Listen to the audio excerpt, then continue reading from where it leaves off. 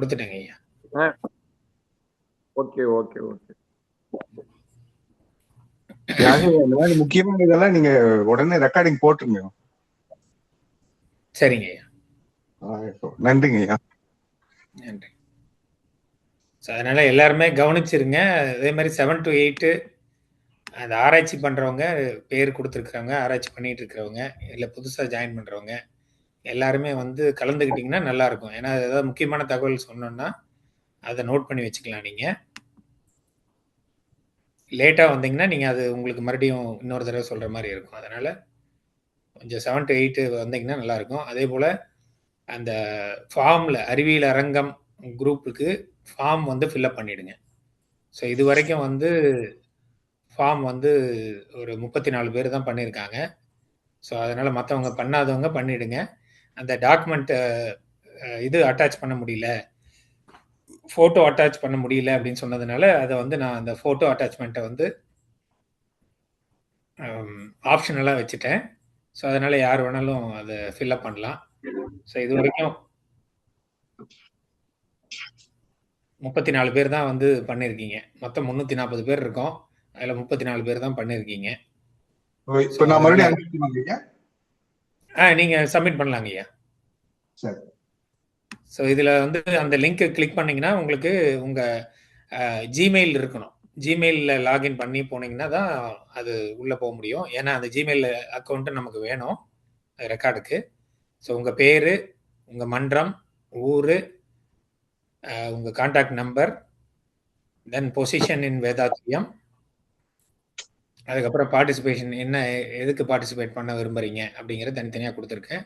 தவங்களில் கலந்து கொள்ள விருப்பம், அறிவியல் அரங்கத்தில் உரையாற்ற விருப்பம், ஆராய்ச்சியில் ஈடுபட விருப்பம், அதுக்கப்புறம் அட்டாச்மெண்ட். ஸோ அட்டாச்மெண்ட் வந்து நான் இப்போ ஆப்ஷனல் பண்ணிட்டேன். ஸோ அதனால் வந்து நீங்கள் அட்டாச்மெண்ட் வந்து கொடுக்கலனாலும் இட் வில் அக்செப்ட். ஸோ அதனால் நீங்கள் அதை ட்ரை பண்ணலாம்.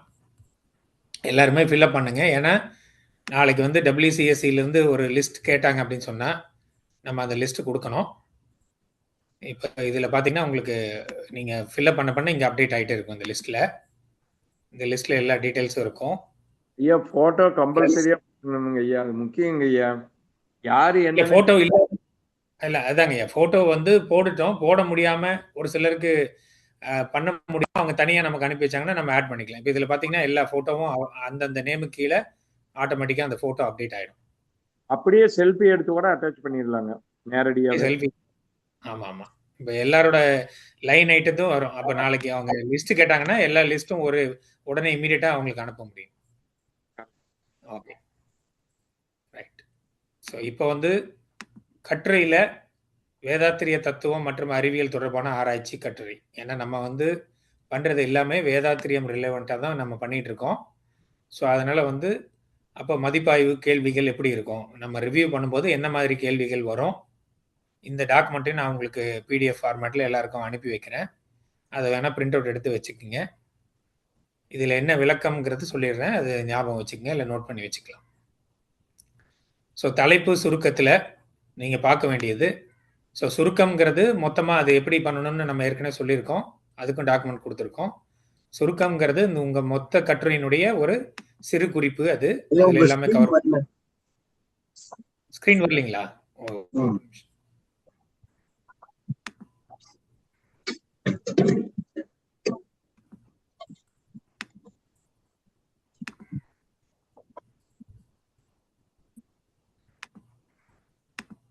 என்னோட ஸ்க்ரீன் தெரியுதுங்களா இப்போ?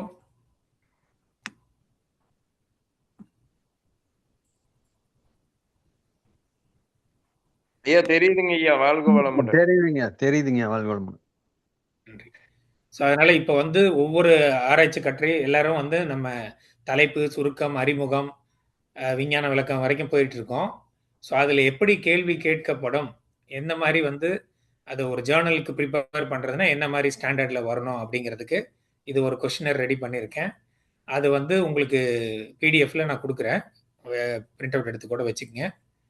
ஸோ இதில் வந்து தலைப்பில் வந்து ஸோ அதனால் நீங்களே கேட்டுக்கலாம். இது நம்ம இங்கே வந்து நம்ம கேட்டு நீங்கள் கரெக்ஷன் பண்ணுறதை விட நீங்களே ஒரு தடவை பார்த்துக்குங்க. இது இந்த மாதிரி கொஸ்டின் தான் கேட்கப்படும். ஸோ தலைப்பு வேதாத்திரிய தத்துவம் மற்றும் அறிவியல் இணைப்பை தெளிவாக பிரதிபலிக்கிறதா? ஸோ முதல்ல தலைப்பு அது கிளீனாக இருக்கணும், தலைப்பு கிளியராக இருக்கணும். சுருக்கம், சுருக்கத்தில் வந்து என்ன இருக்கணும் அப்படின்னா, உங்கள் ஆய்வு கட்டுரையினுடைய மொத்த சாராம்சத்தையும் இதில் கொடுக்கணும்.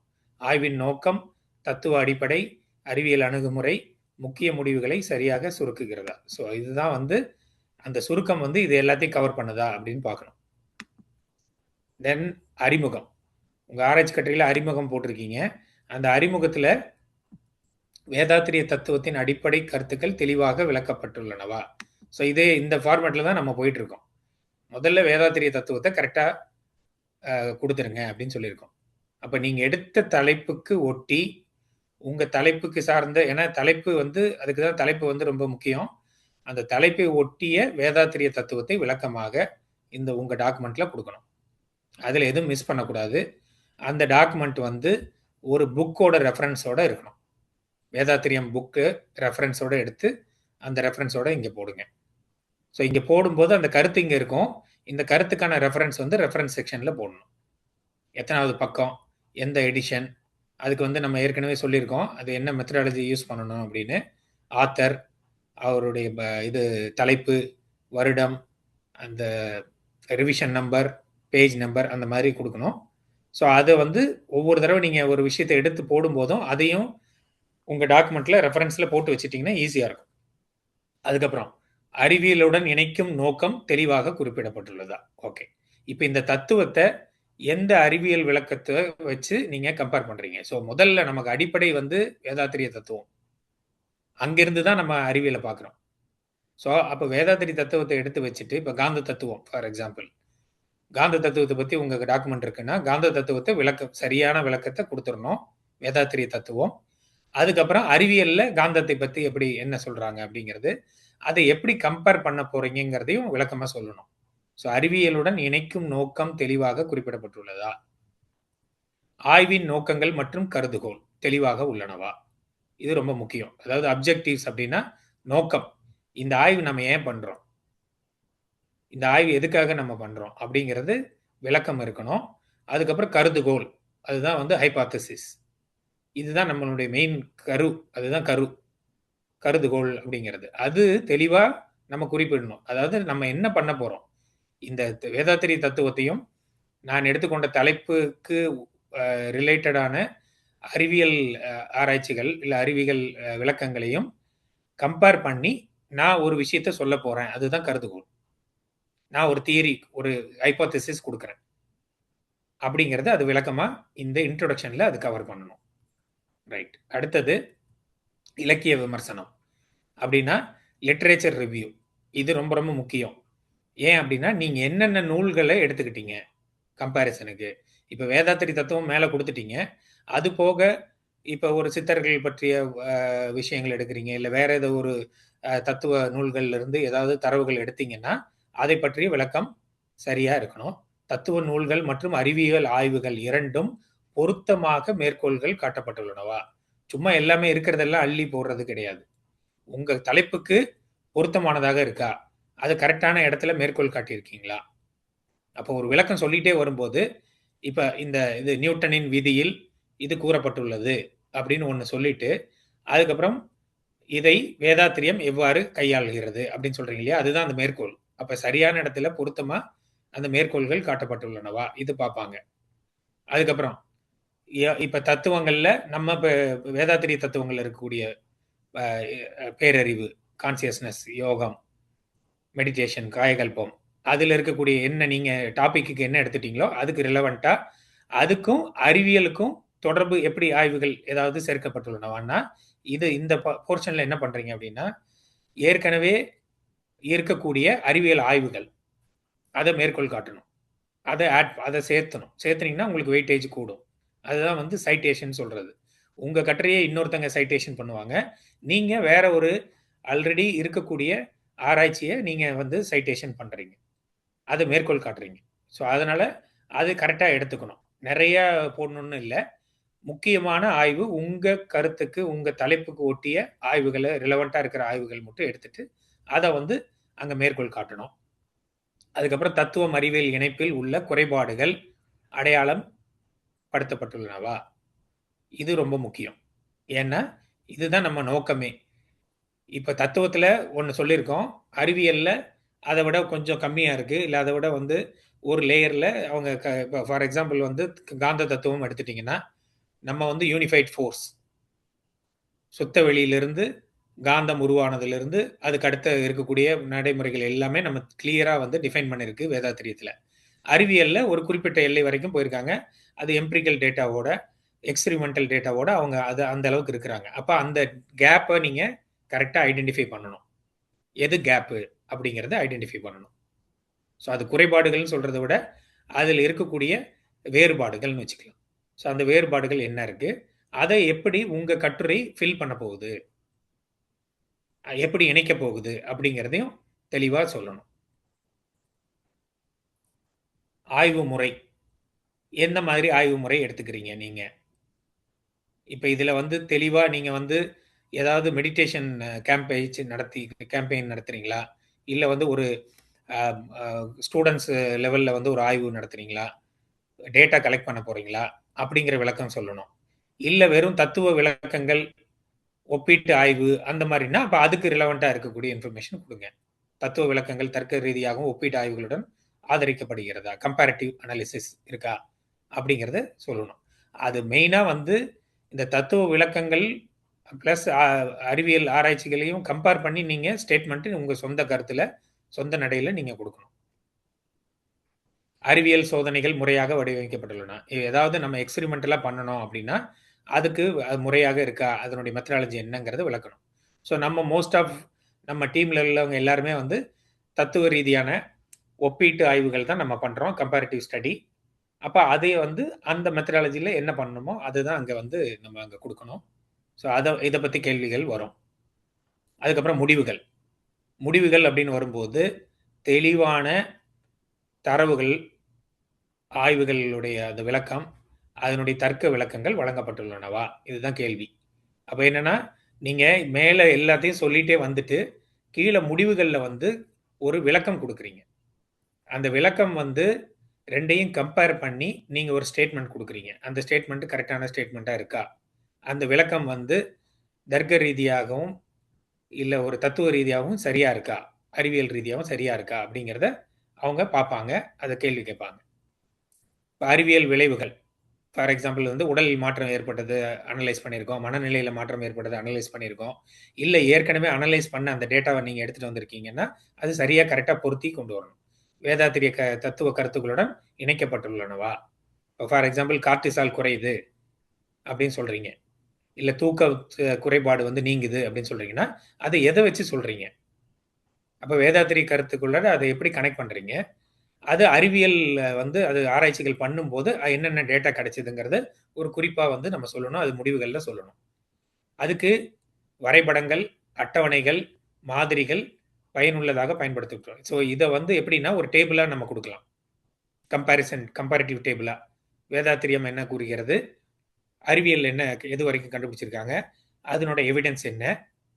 அங்க டேட்டா வந்து எப்படி இப்ப ஃபார் எக்ஸாம்பிள் மன அலைச்சூழல் இவ்வளவு தூரம் குறையுது அப்படின்னு சொன்னாங்கன்னா, அப்ப இதுக்கு ஏதாவது ஆராய்ச்சி பண்ணி கண்டுபிடிச்சிருப்பாங்க. அந்த ஆராய்ச்சிகள ரெஃபர் பண்ணிட்டு, இந்த ஆராய்ச்சியில் இவ்வளவு தூரம் இந்த கார்ட்டிசாலினுடைய அளவு குறைஞ்சிருக்கு. இல்ல மன அலைச்சூழல் அளவு குறைஞ்சிருக்கு. EEGல எடுத்து பார்த்திருக்காங்க. அப்ப இத வச்சு கம்பேர் பண்ணும்போது, வேதாத்திரிய மகரிஷியினுடைய இந்த தவ முறைகள் செய்யும்போது, இதை விட குறைவாக வரும். இல்ல இதுக்கு ஈக்குவலா வரும். அப்படிங்கிற ஒரு ஸ்டேட்மெண்ட் குடுக்குறீங்க இல்லையா? அத வந்து விளக்கமா அந்த ஸ்டாட்டிஸ்டிக்ஸோட குடுக்கணும். அது வந்து எதிர்பார்க்குறாங்க. அது எதிர்பார்ப்பாங்க. அதுக்கப்புறம் விவாதம். விவாதம்ங்கிறது டிஸ்கஷன். அதாவது இத கம்பேரிட்டிவா நீங்க ஒரு டிஸ்கஷன் முன்னெடுத்து வைக்கிறீங்க. ஃபார் எக்ஸாம்பிள் வேதாத்திரிய தத்துவம், நவீன அறிவியல். ஃபார் எக்ஸாம்பிள் குவாண்டம் பிசிக்ஸ், நரம்பியல் இது சம்பந்தமா நடத்தப்படக்கூடிய ஆராய்ச்சிகள்ல எப்படி அத கனெக்ட் பண்ண முடியுது நம்மனால? தத்துவ விளக்கங்கள்ல வந்து அதனுடைய வரம்புகள் ஒவ்வொரு தத்துவத்துக்கும் ஒரு எல்லைகள் இருக்கும். அப்ப அதுக்கும் அறிவியல் சான்றுகளுக்கும் அது அறிவியல் சான்றுகளுக்கும் ஒரு எல்லை இருக்கு. அந்த எல்லைகள கிளியரா டிஃபைன் பண்ணணும். இது விவாதத்துல அது மென்ஷன் பண்ணணும். நடைமுறை பயன்பாடுகள். இது எப்படி பிராக்டிகல் அப்ளிகேஷன். இதுதான் இங்க தான் நீங்க பயன்கள் பாருங்க. இவ்வளவு தூரம் வந்ததுலயே இந்த இடத்துல தான் நம்ம வந்து பயன்கள் பத்தி சொல்றோம். நம்ம நிறைய பேர் என்னன்னா கட்டுரை முதல் ஸ்டார்டிங்லேருந்தே பயன் பயன் பயன் தான் எல்லாமே இருக்கு. பயன்கள் கிடையாது. பயன்கள் போடக்கூடாது. பயன்கள் வந்து இந்த இடத்துல தான். அதாவது பிராக்டிக்கல் அப்ளிகேஷன் ஆஃப் நம்ம சொல்லக்கூடிய தத்துவமோ, இல்ல நம்ம சொல்லக்கூடிய முறையிலேயோ பயன்பாடுகள் எப்படி இருக்குதுங்கிறத அது தனியா ஒரு பேராகிராஃப்ல இங்க விவாதத்துல குடுத்துறலாம். கீழ லாஸ்ட்ல குடுங்க. அதுக்கப்புறம் தீர்மானம். அதுதான் பாருங்க. இப்போ முடிவுகளுக்கும், தீர்மானத்துக்கும் வித்தியாசம் பாருங்க. கன்க்ளூஷனுக்கும். முடிவுகளுக்கும், முடிவுரைக்கும் வித்தியாசம். முடிவுகள் அப்படிங்கிறது வந்து ஸ்டாட்டிஸ்டிக்கல். ஒரு வேல்யூ. நீங்க இத சொல்றீங்க. இதுதான் நடந்திருக்கு. இது இவ்வளவு இருக்கும் அப்படின்னு ஒரு அளவீடோட, ஒரு அட்டவணையோட குடுக்குறோம். டேட்டா. ஆனா தீர்மானம் அப்படிங்கிறது கன்க்ளூஷன். அது வந்து டிஸ்கிரிப்டிவா குடுக்கணும். அப்ப இது தத்துவ ரீதியாகவும், அறிவியல் ஆதாரத்தின் பார்க்கும்போது, எனக்கு இது தீர்மானமாக எனக்கு தெரிகிறது. அப்ப அந்த தீர்மானம் வந்து சமநிலை கொண்டுள்ளதான்னா என்ன மீனிங்னா, அன்பயாஸ்டா இருக்கணும். அன்பயாஸ்ட்னா எனக்கு ஒண்ணு தோணுது. அத நான் அப்படியே அங்க சொல்ல முடியாது. அப்ப அதுக்கு ப்ரூவ் பண்றதுக்காக தான் நம்ம இவ்வளவு ஆராய்ச்சிகள் பண்ணிட்டு இருக்கோம். அப்ப இது சொன்ன இந்த ஆராய்ச்சியின்படி, இது அறிவியல் ஆதாரத்தையும், இந்த தத்துவ ஆதாரத்தையும் வைத்து பார்க்கும்போது, இந்த தீர்மானத்திற்கு வர முடியும் அப்படின்னு சொல்லி நீங்க ஒரு மேற்கோள் காட்டி குடுக்குறீங்க. அதுதான் வந்து அது அன்பயாஸ்டா இருக்கணும். தரவுகள் ஆதரிக்காத மிகைப்படுத்தல்கள் தவிர்க்கப்பட்டுள்ளனவா? அதுதான் சொல்றேன் பாருங்க. அப்போ டேட்டாவ நம்ம கலெக்ட் பண்றோம். தரவுகளே எடுத்துட்டோம். ஆனா நம்ம தீர்மானத்துல சொல்லும்போது வேற மாரி சொல்லக்கூடாது. மிகைப்படுத்தியும் சொல்லக்கூடாது. இப்படி இருக்கலாம், அப்படி இருக்கலாம்ங்கிற அந்த அனுமானங்கள் வந்து அதிகமா இருக்கக்கூடாது. அப்ப அதுக்கு ரிலவென்ட்டா இருக்கணும். அத வந்து நீங்க குடுக்கக்கூடிய தரவுகள் அதுக்கு மிகைப்படுத்தல் இல்லாம அத ஆதரிப்பதாக இருக்க வேண்டும். அது ரொம்ப ரொம்ப முக்கியம். எதிர்கால ஆய்வுகளுக்கான வழிமுறைகள் இது கண்டிப்பா குடுக்கணும். அப்ப இந்த கட்டுரையில நான் சொல்லும்போது, நெக்ஸ்ட் ஸ்டெப் என்ன அப்படிங்கிறத நம்ம சொல்லணும். அது ரொம்ப ரொம்ப முக்கியம். ஏன்னா, எதிர்காலத்துல இந்த ஆய்வு கட்டுரையை யாராவது பயன்படுத்தினாங்கன்னா, இதிலிருந்து அவங்க ஸ்டார்ட் பண்ணணும். நீங்க விட்ட இடத்திலிருந்து அவங்க ஸ்டார்ட் பண்ற மாதிரி தெளிவா இருக்கணும். உங்களுடைய தீர்மானம். கன்க்ளூஷன். ரைட். அடுத்து மொத்தமா எல்லாமே தரம் எப்படி பார்ப்பாங்க? ஓவரால் குவாலிட்டி எப்படி பார்ப்பாங்கன்னா, எழுத்து தெளிவாகவும், தத்துவம் மற்றும் அறிவியல் இரு தரப்பினரும் எளிதாக புரியும்படி உள்ளதா? அதாவது யார் ஒரு லேமேன் எடுத்து இந்த டாக்குமெண்ட் படிச்சாலும், அவங்களுக்கு கன்ஃப்யூஷனே ஆகக்கூடாது. மறுபடியும் அவங்க வேற புக்ஸோ, இல்ல வேற எதையோ தேடி ஓடக்கூடாது. இதுல சொல்லியிருக்கக்கூடிய விஷயம் அவங்க யார் படிச்சாலும் தெளிவா இருக்கணும். முழுமையா இருக்கணும். அப்ப அதுதான் வந்து அதே மாரி அந்த வடிவம், எழுத்து, நீங்க குடுக்கக்கூடிய அந்த சென்டென்ஸ் ஃபார்மேஷன் ஏன்னா நெறைய வந்து நம்ம ChatGPTல காப்பி பண்ணி போடும்போது, அந்த சென்டென்ஸ் ஃபார்மேஷனே டிஃபரெண்ட்டா இருக்கும். அந்த மாதிரி இல்லாம நார்மல் லாங்குவேஜ்ல இருக்கணும். அது ஒண்ணு. அதுக்கடுத்து கட்டுரை நன்றாக ஒழுங்குபடுத்தப்பட்டுள்ளதான்னா, அந்த ஃபார்மேட்டிங் கரெக்ட்டா இருக்கா? அந்த ஸ்ட்ரக்சரல் ஃபார்மேட்டிங் கரெக்ட்டா ஃபாலோ பண்ணியிருக்காங்களான்னா, அது எழுத்து வடிவத்திலிருந்து, ஃபாண்ட்லிருந்து, அந்த தலைப்புகள் குடுக்கறதிலிருந்து, என்னென்ன மேற்கோள்கள் காட்டுறீங்க? அப்படிங்கிறதுலேருந்து அந்த ஸ்ட்ரக்சரலா கரெக்ட்டா அமைக்கப்பட்டுள்ளதான்னு பார்ப்பாங்க. தத்துவம், அறிவியல் உரையாடலுக்கான புதிய பார்வைகளை வழங்குகிறதா? இது ரொம்ப ரொம்ப முக்கியம். அதாவது நம்ம பிலாசபிக்கலா ஒரு வேல்யூ சொல்றோம். அறிவியல்ல என்ன இருக்குன்னு சொல்றோம். இது 2க்கும் ஆன இணைப்பு பாலமாக அமைகிறதா? இந்த நம்ம குடுக்கக்கூடிய கட்டுரை, இது 2க்கும் பாலமாக அமையுதா? இல்ல 2யும் கான்ட்ராடிக்ட் பண்ணுதா? அப்படிங்கிறத அவங்க ரொம்ப முக்கியமா பார்ப்பாங்க. ஸோ இது வந்து மொத்தமா ஓவரால் குவாலிட்டிக்காக இது பார்க்கக்கூடிய விஷயம். ஸோ இந்த டாக்குமெண்ட்ட நான் உங்களுக்கு எல்லாத்துக்கும் ஷேர் பண்றேன். இத மைண்ட்ல வச்சுக்கங்க.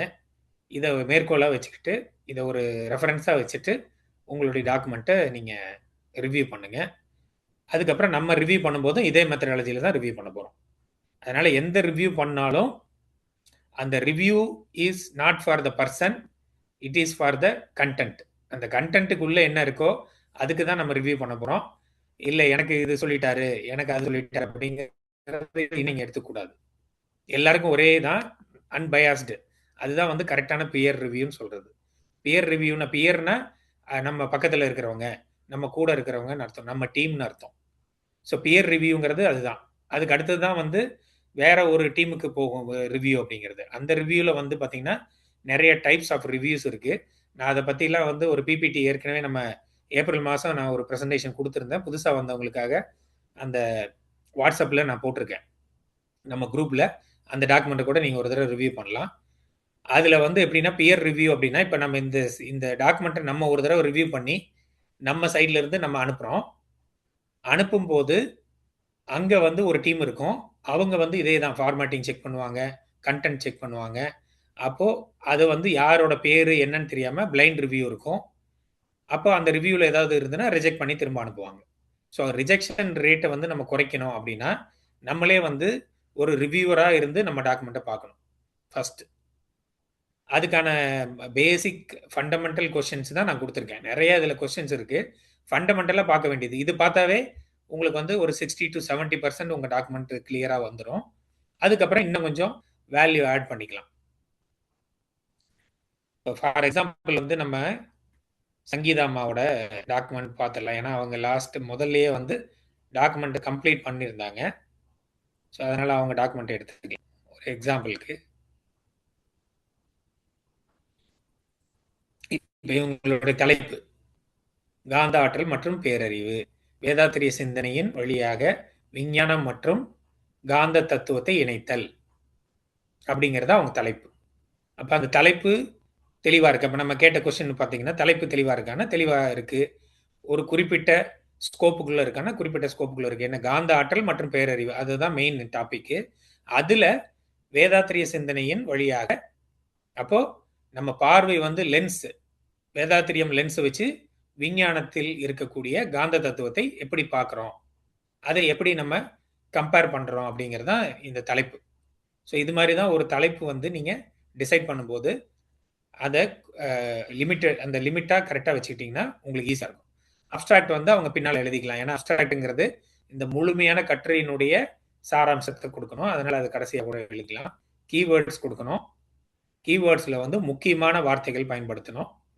ஜென்ரல் வேர்ட்ஸ் அது பயன்படுத்தாம முக்கியமான வார்த்தைகள். ஏன் கீவேர்ட்ஸ் ரொம்ப முக்கியம்னா, ஒரு ஜேர்னல் எப்படி தேடப்படுகிறது, ஒரு ஜேர்னல் எப்படி இண்டெக்ஸிங் ஆகுது அப்படின்னு சொன்னா இந்த கீவேர்ட்ஸ் ரொம்ப முக்கியம். ஏன்னா தேடுறவங்க இப்போ ஒரு கூகுள் ஸ்காலர்ஸ்லயோ இல்லை ஒரு நிறைய மெடிக்கல் ரிலேட்டடாக இருக்கு, நிறைய இது இருக்கு, ஜேர்னல்ஸ் இருக்கு, ஜேர்னல் சர்ச் இன்ஜின்ஸ் இருக்கு. அவங்க வந்து தேடும்போது இந்த மாதிரி கீவேர்ட்ஸை வச்சு தான் தேடுவாங்க. இறைநிலை அப்படின்னு ஏதாவது சொல்றாங்களே, அப்போ இறைநிலைனா என்ன அப்படின்னு சொல்லி தேடுவாங்க.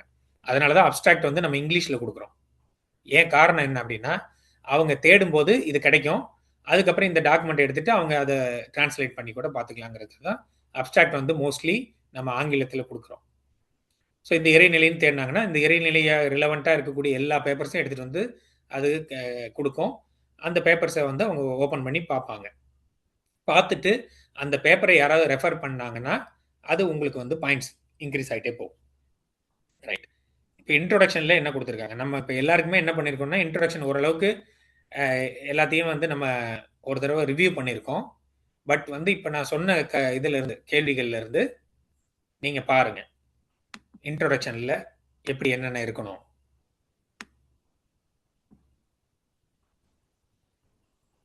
ஸோ இங்கே இன்ட்ரோடக்ஷனில் வேதாத்திரிய தத்துவத்தின் அடிப்படை கருத்துக்கள் தெளிவாக விளக்கப்பட்டுள்ளன அல்லவா, அறிவியலுடன் இணைக்கும் நோக்கம் தெளிவாக. ஸோ 2 இருக்கு இல்லைங்களா. அப்புறம் ஆய்வினுடைய நோக்கம் கருதுகோள் சரியா இருக்கா, இது 3 தான் வந்து முக்கியமான பாயிண்ட். அப்போ அதில் ஏதாவது மிஸ்ஸிங் இருந்ததுன்னா அதை நம்ம கரெக்ஷன் பண்ணிக்கணும், ஆட் பண்ணிக்கணும். ஸோ கடவுள் யார், பிரபஞ்சம் எப்படி தோன்றியது, கோடான கோடி அணுகள் எல்லாம் இயக்கும் சக்தி எது, நான் யார், மனதின் மாற்றங்களை வழிநடத்தும் மறைபொருள் எது, இந்த கேள்விகள் ஆயிரக்கணக்கான ஆண்டுகள்னு சொல்லும்போது இதுவே வந்து ஜெனரிக்காக தான் இருக்கு. இன்னுமே வந்து ஸ்பெசிஃபிக்காக போகலாம், நம்ம காந்தத்துக்கு ரெலவெண்ட்டாக போகலாம். வேதாத்திரி மகரிஷி அவர்கள் விளக்கிய காந்தம் எனும் இறைநிலையின் தன்மாற்ற பேராற்றல் இக்கேள்விக்கான ஆழமான பதிலை வழங்குகிறது. புரியுதுங்களா. இப்போ என்னன்னா மேல ஒரு இன்ட்ரடக்ஷன் கொடுக்குறாங்க, கீழே வந்து அது கருதுகோள் கொடுக்குறாங்க. அப்ப இதுதான் இந்த கேள்விகளுக்கான பதில் இங்க கிடைக்கும். எங்க கிடைக்கும், வேதாத்திரி மகரிஷியினுடைய காந்த தத்துவத்துல கிடைக்குது. இன்றைய உலகில் காந்த தத்துவத்தின் உண்மையான வரையறையும் அப்ப கேப் சொல்றாங்க. வரையறையும் அதன் அறிவியல் விளக்கம் தெளிவாக புரியாததால் என்ன ப்ராப்ளம், இதுதான் ப்ராப்ளம் ஸ்டேட்மெண்ட். ப்ராப்ளம் ஸ்டேட்மெண்ட் அப்படிங்கிறது என்னன்னா, ஒரு பிரச்சனையை தான் நீங்க அணுகுறீங்க. அப்ப பிரச்சனை என்ன அப்படின்னா, இங்க உண்மையான வரையறையும் அறிவியல் விளக்கம் தெளிவாக புரியாததால் கல்வி, அறம், சமூக வளர்ச்சி, ஆராய்ச்சி ஆகிய துறைகளில் குழப்பம் நிலவுகிறது. இந்த குழப்பத்தை நீக்குவதற்கான வேதாத்திரியம் கூறிய மறைப்பொருள் உண்மைகளை நவீன இயற்பியல், உயிரியல், நரம்பியல், விண்வெளி ஆராய்ச்சி மற்றும் தற்போதைய அறிவியல் தரவுகளுடன் இணைத்து இந்த கட்டுரை ஆராய்கிறது. அப்ப அப்ஜெக்டிவ் வந்துருச்சு பாருங்க. இதுதான் நோக்கம். ஸோ ப்ராப்ளம் ஸ்டேட்மெண்ட் கொடுக்குறாங்க, நோக்கம் என்னன்னு சொல்றாங்க, இன்ட்ரோடக்ஷனில் மேலே இன்ட்ரோடக்ஷன் சொல்லிட்டாங்க. இதன் மூலம் காந்தத்தின் இயல்பும் ஆற்றலும் மனித சமூகம் பிரபஞ்சம் ஆகியவற்றை ஒருங்கிணைந்த உறவை வெளிப்படுத்தி கல்வித்துறையில் புதிய பார்வை சிந்தனை மற்றும் ஆராய்ச்சி முறைகளுக்கு இந்த கட்டுரை திசை காட்டுகிறது. ஸோ டைரக்ஷன், எந்த டைரக்ஷன் இது போகணும் அப்படிங்கிறது கொடுக்குறாங்க. ஸோ இதுதான் ஒரு பெஸ்ட் எக்ஸாம்பிளுக்கு நீங்கள் இன்ட்ரோடக்ஷனுக்கு இதை வச்சுக்கலாம். அப்போ உங்களுடைய கட்டுரையில் இதே போல் செக்மெண்டேஷன் பிரிச்சு, இது ஏற்கனவே நான் வந்து அந்த இன்ட்ரோடக்ஷனில் என்னென்ன தலைப்புகளில் வரணும் அப்படிங்கிறத ஏற்கனவே கொடுத்துருக்கேன் ஒன்று. அது இல்லாமல் இப்போ இன்னைக்கு இது கேள்விகள் எப்படி கேட்பாங்க, ஏன்னா கேள்விகளுக்கான பதிலாகவே நம்ம கொடுத்தோம்னா இன்னும் நமக்கு ஈஸியாக வந்து அந்த குவாலிட்டி வந்துடும். மெத்தடாலஜியில் வந்து இந்த பகுப்பாய்வு, ஆய்வு, ஆராய்ச்சி, தரவியல், அறிவியல் கலந்த முறைன்னு போடுறாங்க இல்லைங்களா. இதுலயே வந்து நீங்க இன்னும் கொஞ்சம் ஆட் பண்ண வேண்டியது என்னன்னா, இந்த பகுப்பாய்வு எப்படி பண்றீங்க அப்படிங்கிறதையும் சொல்லிடுங்க. அதையும் கொஞ்சம் மென்ஷன் பண்ணீங்கன்னா இன்னும் கிளியரா வந்துடும். முறை இருக்கு இல்லைங்களா, ஆய்வு முறையில். அப்போ தத்துவ விளக்கம் அது எப்படி, இதுக்கு கம்பேரிசன் நான் ஏன் இதை எடுத்துக்கிட்டேன், என்ன மாதிரி இதை கொண்டு போகிறேன் அப்படிங்கிறது ஒரு 2 லைனில் அதையும் மென்ஷன் பண்ணிடுங்க. அடுத்து டேட்டா கலெக்ஷன் அனலிட்டிக்ஸ். இப்போ இங்கே டேட்டா கலெக்ஷன் நமக்கு இல்லை, ஏன்னா அது வந்து பொதுவான டெக்ஸ்ட் நமக்கு கொடுத்துருக்கிறது டெம்ப்ளேட்டு. நம்ம வந்து டேட்டா கலெக்ஷன் இல்லை. இப்போ யாராவது ஒருத்தங்க என்னோட ஆராய்ச்சியில் இப்போ ஐயா நேற்று சொன்னாங்க பார்த்தீங்களா, தாவரங்கள் வளர்ச்சி அப்படின்னு சொல்லிட்டு சொன்னாங்க.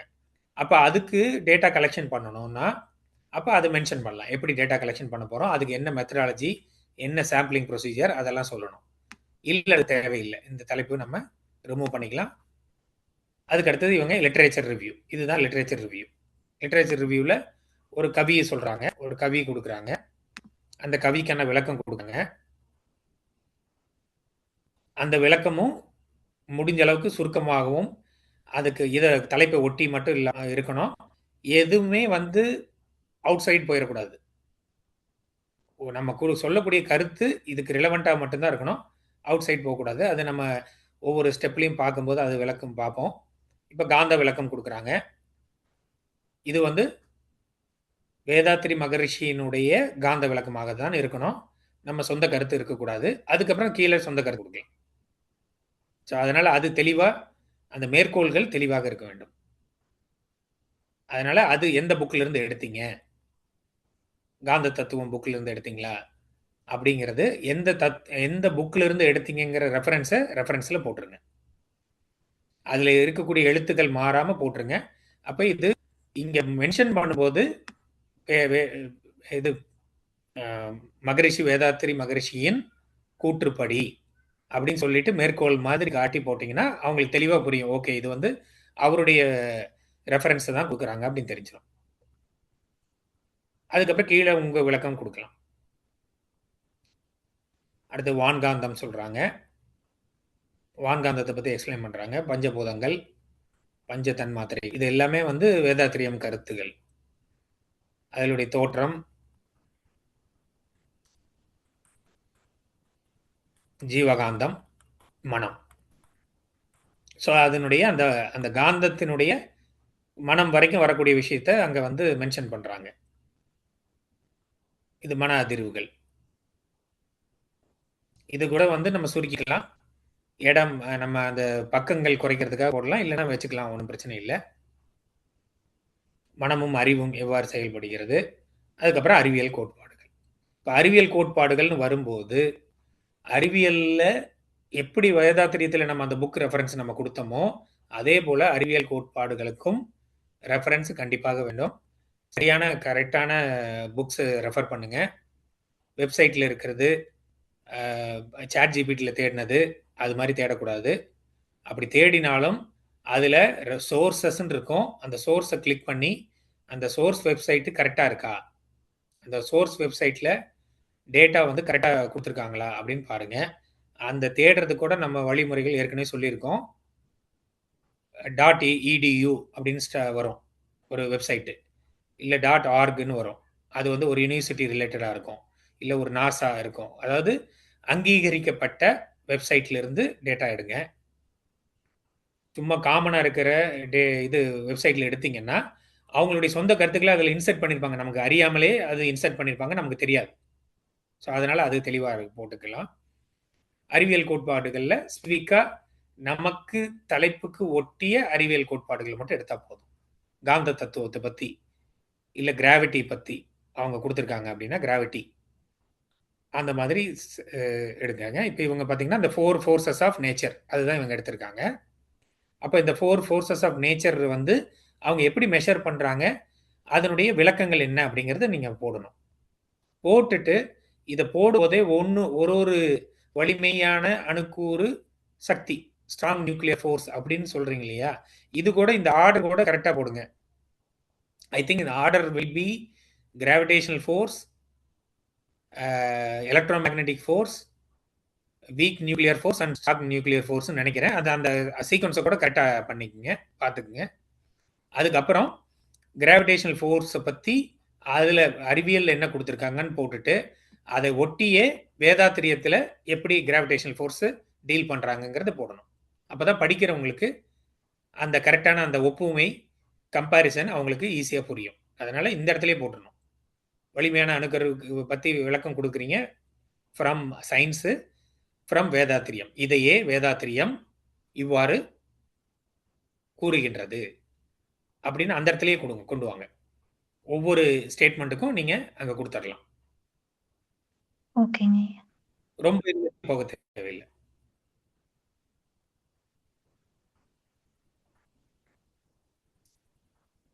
ஓகே, இப்போ இந்த இடத்துல வந்து இறைவெளியின் சூழ்ந்தழுத்தம் என்னமோ, ஸோ இந்த இடத்துல அது ஆட் பண்ணுறீங்க. ஆட் பண்ணும்போது ஸ்பெசிஃபை பண்ணிடுங்க. வேதாத்திரியம் தத்துவப்படி, யூனிஃபைட் ஃபோர்ஸ் தத்துவப்படி அப்படின்னு சொல்லிட்டு அதை மென்ஷன் பண்ணி அங்கே போட்டுருங்க. இது இவ்வாறு கூறப்படுகிறது. அப்போ இது ரெண்டையும் ஒப்பு நோக்கி பார்க்கும்போது நீங்கள் சொல்கிறீங்களே பிரம்மத்தை கிராவிட்டி என்று வேதாத்திரியம் குறிக்கிறது, அது கரெக்ட். அதுக்கப்புறம் அது ஒப்புமை நீங்கள் என்ன சொல்ல வரீங்க. ஸோ 3 ஸ்டேட்மெண்ட் வருது. ஒன்று அறிவியல் என்ன சொல்லுது, அதை வேதாத்திரியத்தில் எப்படி நம்ம பார்க்குறோம், எங்கிருந்து பார்க்குறோம், தென் இதை ரெண்டையும் கம்பேரிட்டிவ் ஸ்டேட்மெண்ட் நீங்கள் கொடுக்குறீங்க. ஓகேங்க. காந்த கோட்பாடு அட்டவணை. ஓகே, ஸோ ரிப்பீட் ஆகாமல் பார்த்துங்க. இப்போ இந்த காந்தத்தை பற்றி வேற மேலேயே விளக்கி இருந்தீங்கன்னா மறுபடியும் அந்த ஸ்டேட்மெண்ட்டில் கொண்டு வர வேண்டாம், அட்டவணையில் கொண்டு வர தேவையில்லை. இல்லைன்னா அட்டவணை மட்டும் வச்சுட்டு அதை கொண்டு வரலாம். ஸோ அது ரிப்பீட்டேஷன் இல்லாமல் பார்த்துங்க.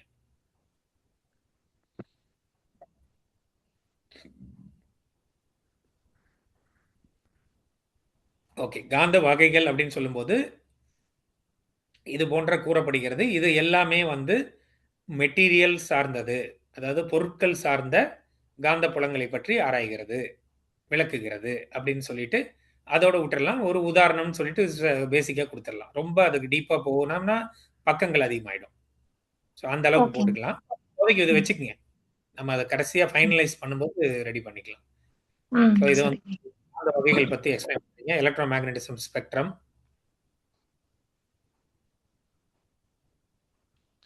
அதே போல் இந்த ஃபோட்டோ எடுத்தீங்கன்னா கூட இந்த ஃபோட்டோ வந்து சம்டைம்ஸ் காப்பி ரைட்ஸ் இஷ்யூ வரலாம். அப்போது எது வந்து ஃப்ரீயாக இருக்குது அப்படின்னு பாருங்கள், ஃப்ரீ சோர்ஸில் கிடைக்குதோ அதை வந்து மேற்கோள் காட்டிக்கலாம். இந்த இடத்துலையே நீங்கள் இந்த சோர்ஸ் அப்படின்னு போட்டுருங்க. இங்கே சோர்ஸ்ன்னு போடலாம், இல்லை கர்டசின்னு போட்டுட்டு அந்த வெப்சைட் பேரை சின்னதாக, இது வந்து சைஸ் வந்து ரொம்ப சின்ன கொடுத்துடலாம்,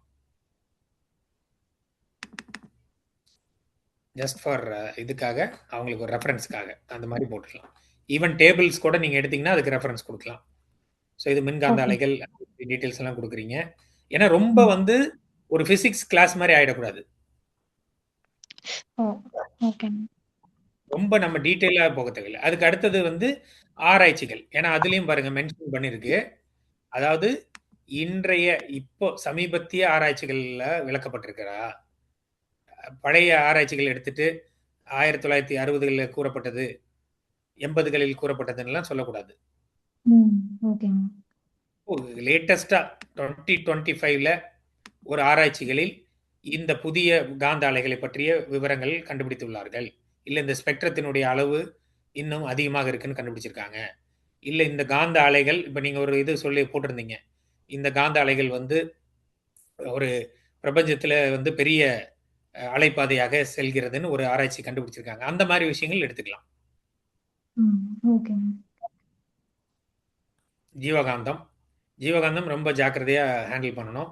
ஏன்னா ஜீவகாந்தம் அப்படிங்கிறது அவங்க அறிவியல் சொல்லக்கூடியது வந்து அந்த பயோஃபீல்டுன்னு சொல்லுவாங்க.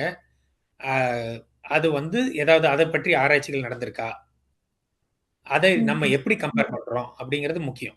இத வந்து இப்ப பயோஃபீல்டுன்னு சொல்றாங்கன்னா, அந்த பயோஃபீல்டுக்கும் ஜீவகாந்தத்துக்கும் தொடர்பு இருக்கா?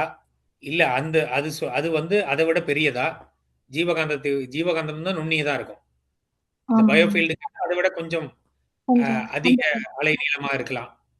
அந்த எலக்ட்ரிக் இதுதாங்க அவங்க அதாவது மின்சார ஓட்டத்துல எலக்ட்ரோ மேக்னடிசம் தான் அவங்களுக்கு.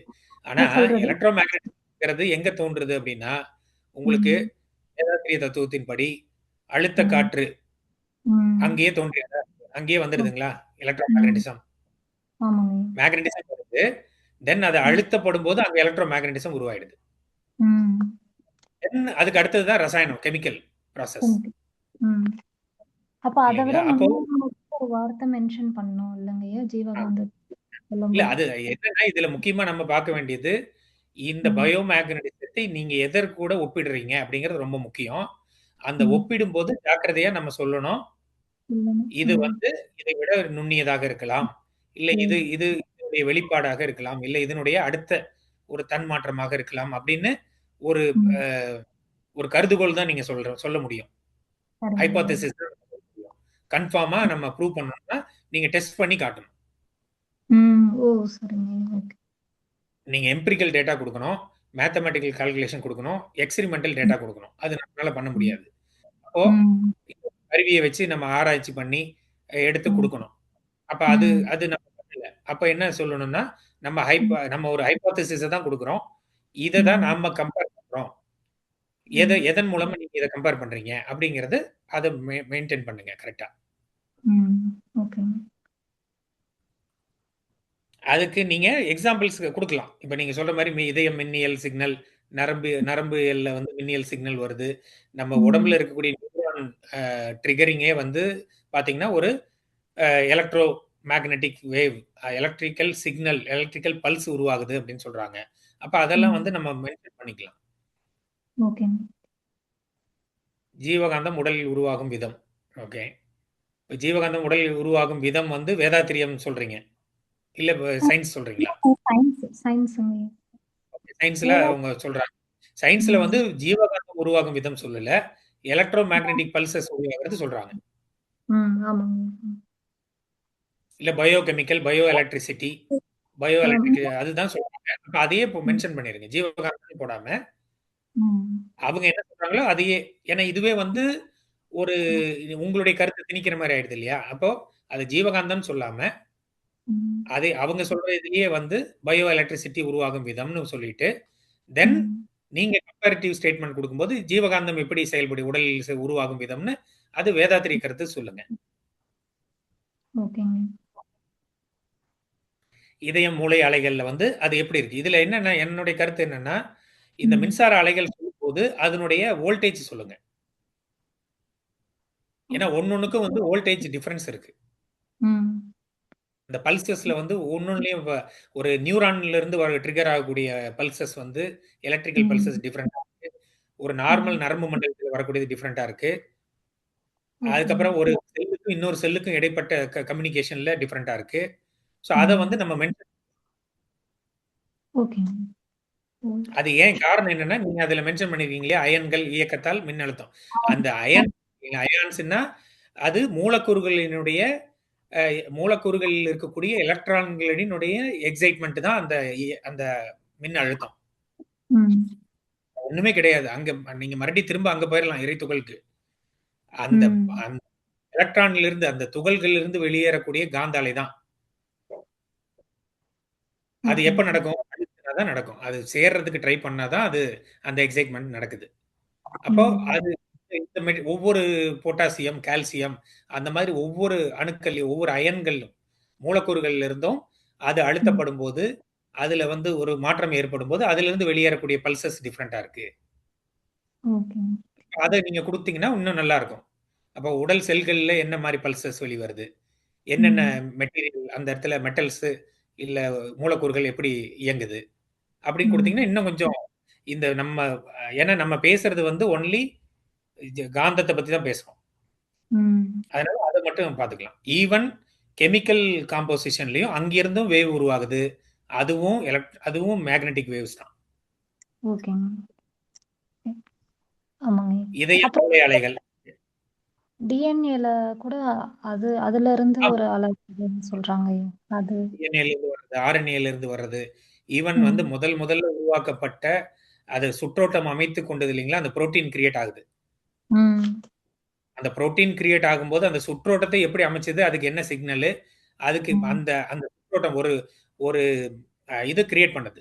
அது என்ன சொல்றது, ஒரு மெம்பரேன்னு சொல்லக்கூடிய ஒரு அதுவே ஒரு உள் கட்டமைப்பு கிரியேட் பண்ணுது. அந்த மெம்பரேன் ம். எப்படி கிரியேட் ஆயிருக்கு? அந்த மெம்பரேனும் வந்து ஒரு அணுக்களின் கூட்டு தானே, மூலக்கூறுகளின் கூட்டு தான். அப்ப ம். அதுக்கு என்ன சிக்னல் கொடுத்துருக்கோம்? ம். அதெல்லாம் கொடுக்கலாம். ஏன்னா நீங்க உங்களுடைய தலைப்பு காந்தம் அப்படிங்கும்போது, காந்த ம். அலைகளினுடைய எல்லா பரிணாமம், பரிமாணத்தையும் நம்ம ம். மேற்கோள் காட்டலாம். ஓகேங்க. இதய அலைகள், மூளை அலைகள் ஓகே, ரைட். செல்களின் ஒளி. ஆனா இது வந்து கொஞ்சம் குறைச்சுக்கலாம். காரணம் என்னன்னா, நெறைய வந்து மறுபடியும் அது மைண்ட்ல வச்சுக்கங்க. இது வந்து ஒரு கெமிஸ்ட்ரி ம். கிளாஸ் மாதிரி, பிசிக்ஸ் கிளாஸ் மாதிரி போயிறக்கூடாது. அத ம். அந்தந்த இடத்துல பாயிண்ட் பண்ணிட்டு டக்குன்னு அது கம்பேரிசிவ் ஸ்டேட்மென்ட் குடுக்கும்போது, அவங்கள திரும்ப வந்து ரீடர்ஸ வந்து திரும்ப நான் இந்த கட்டுரை தான் படிச்சுட்டு இருக்கிறேன்னு எண்ணத்தை தூண்டணும். ம். ஓகே.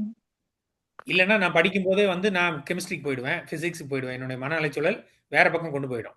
அத திருப்ப ம். கொண்டு வந்து இதிலேயே ஆழ்ந்து சிந்திக்க வைக்கணும்னா, நீங்க அந்தந்த இடத்துல வேதாத்திரிய கருத்தை சொல்லிக்கிட்டே வரணும். ஓகேங்க. ஓகே. மின்சார சிக்னல்கள். இதுலயும் வந்து அந்த இது போடுங்க, ரெஃபரன்ஸ் போடுங்க. இது எந்த படத்திலிருந்து எடுத்தீங்களோ, அந்த சோர்ஸ் போட்டுருங்க. ஓகேங்க. ஓகே. வான்காந்த அலைகள் செயல்பாடு. ஓகே. இப்ப இது வந்து ஒரு இதுக்கு போயிட்டீங்க. இப்ப இதெல்லாம் முடிச்சுட்டு நேரா எங்க போறீங்கன்னா, அறிவியல் ஆராய்ச்சிகள் பற்றி போறீங்க. அப்ப அந்த ஆராய்ச்சி. இடத்துல அந்த ஹெட்டிங் அத குடுத்துருங்க. அறிவியல் ஆராய்ச்சிகள். ம். ஓகேங்க. சமீபத்திய அறிவியல் ஆராய்ச்சிகள்னு போட்டுட்டு, அந்த ஆராய்ச்சி தலைப்பு, அதுல என்ன கண்டுபிடிச்சாங்க? ஸ்பெசிஃபிக்கா அத மட்டும் சொன்னா போதும். அதுக்கும் ஓகேங்க. இத நீங்க எப்படி கோரிலேட் பண்றீங்க? அவ்வளவுதான். அந்த ம். கோரிலேஷன் முக்கியம்.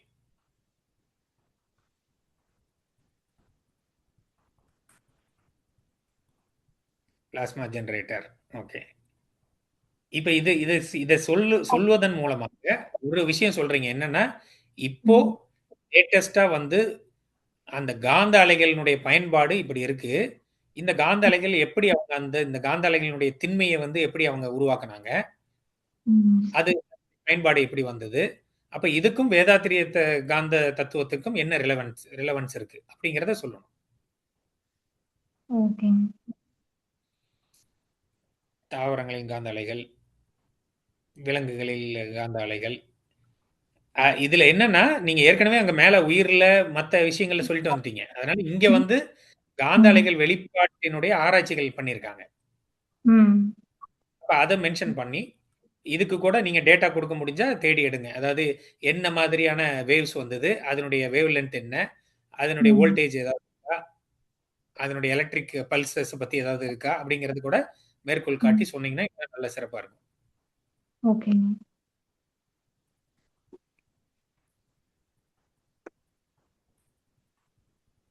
ஈவன் வந்து ஒரு சவுண்ட் இருக்கு இல்லைங்களா? சவுண்ட் வேவும் வேவ் தான். ஆ, ஆமாங்க. ம். அது அதுவும் அதுவும் எலக்ட்ரோ மேக்னடிசம் தான். சாரி ஆ, மேக்னடிசம் தான்.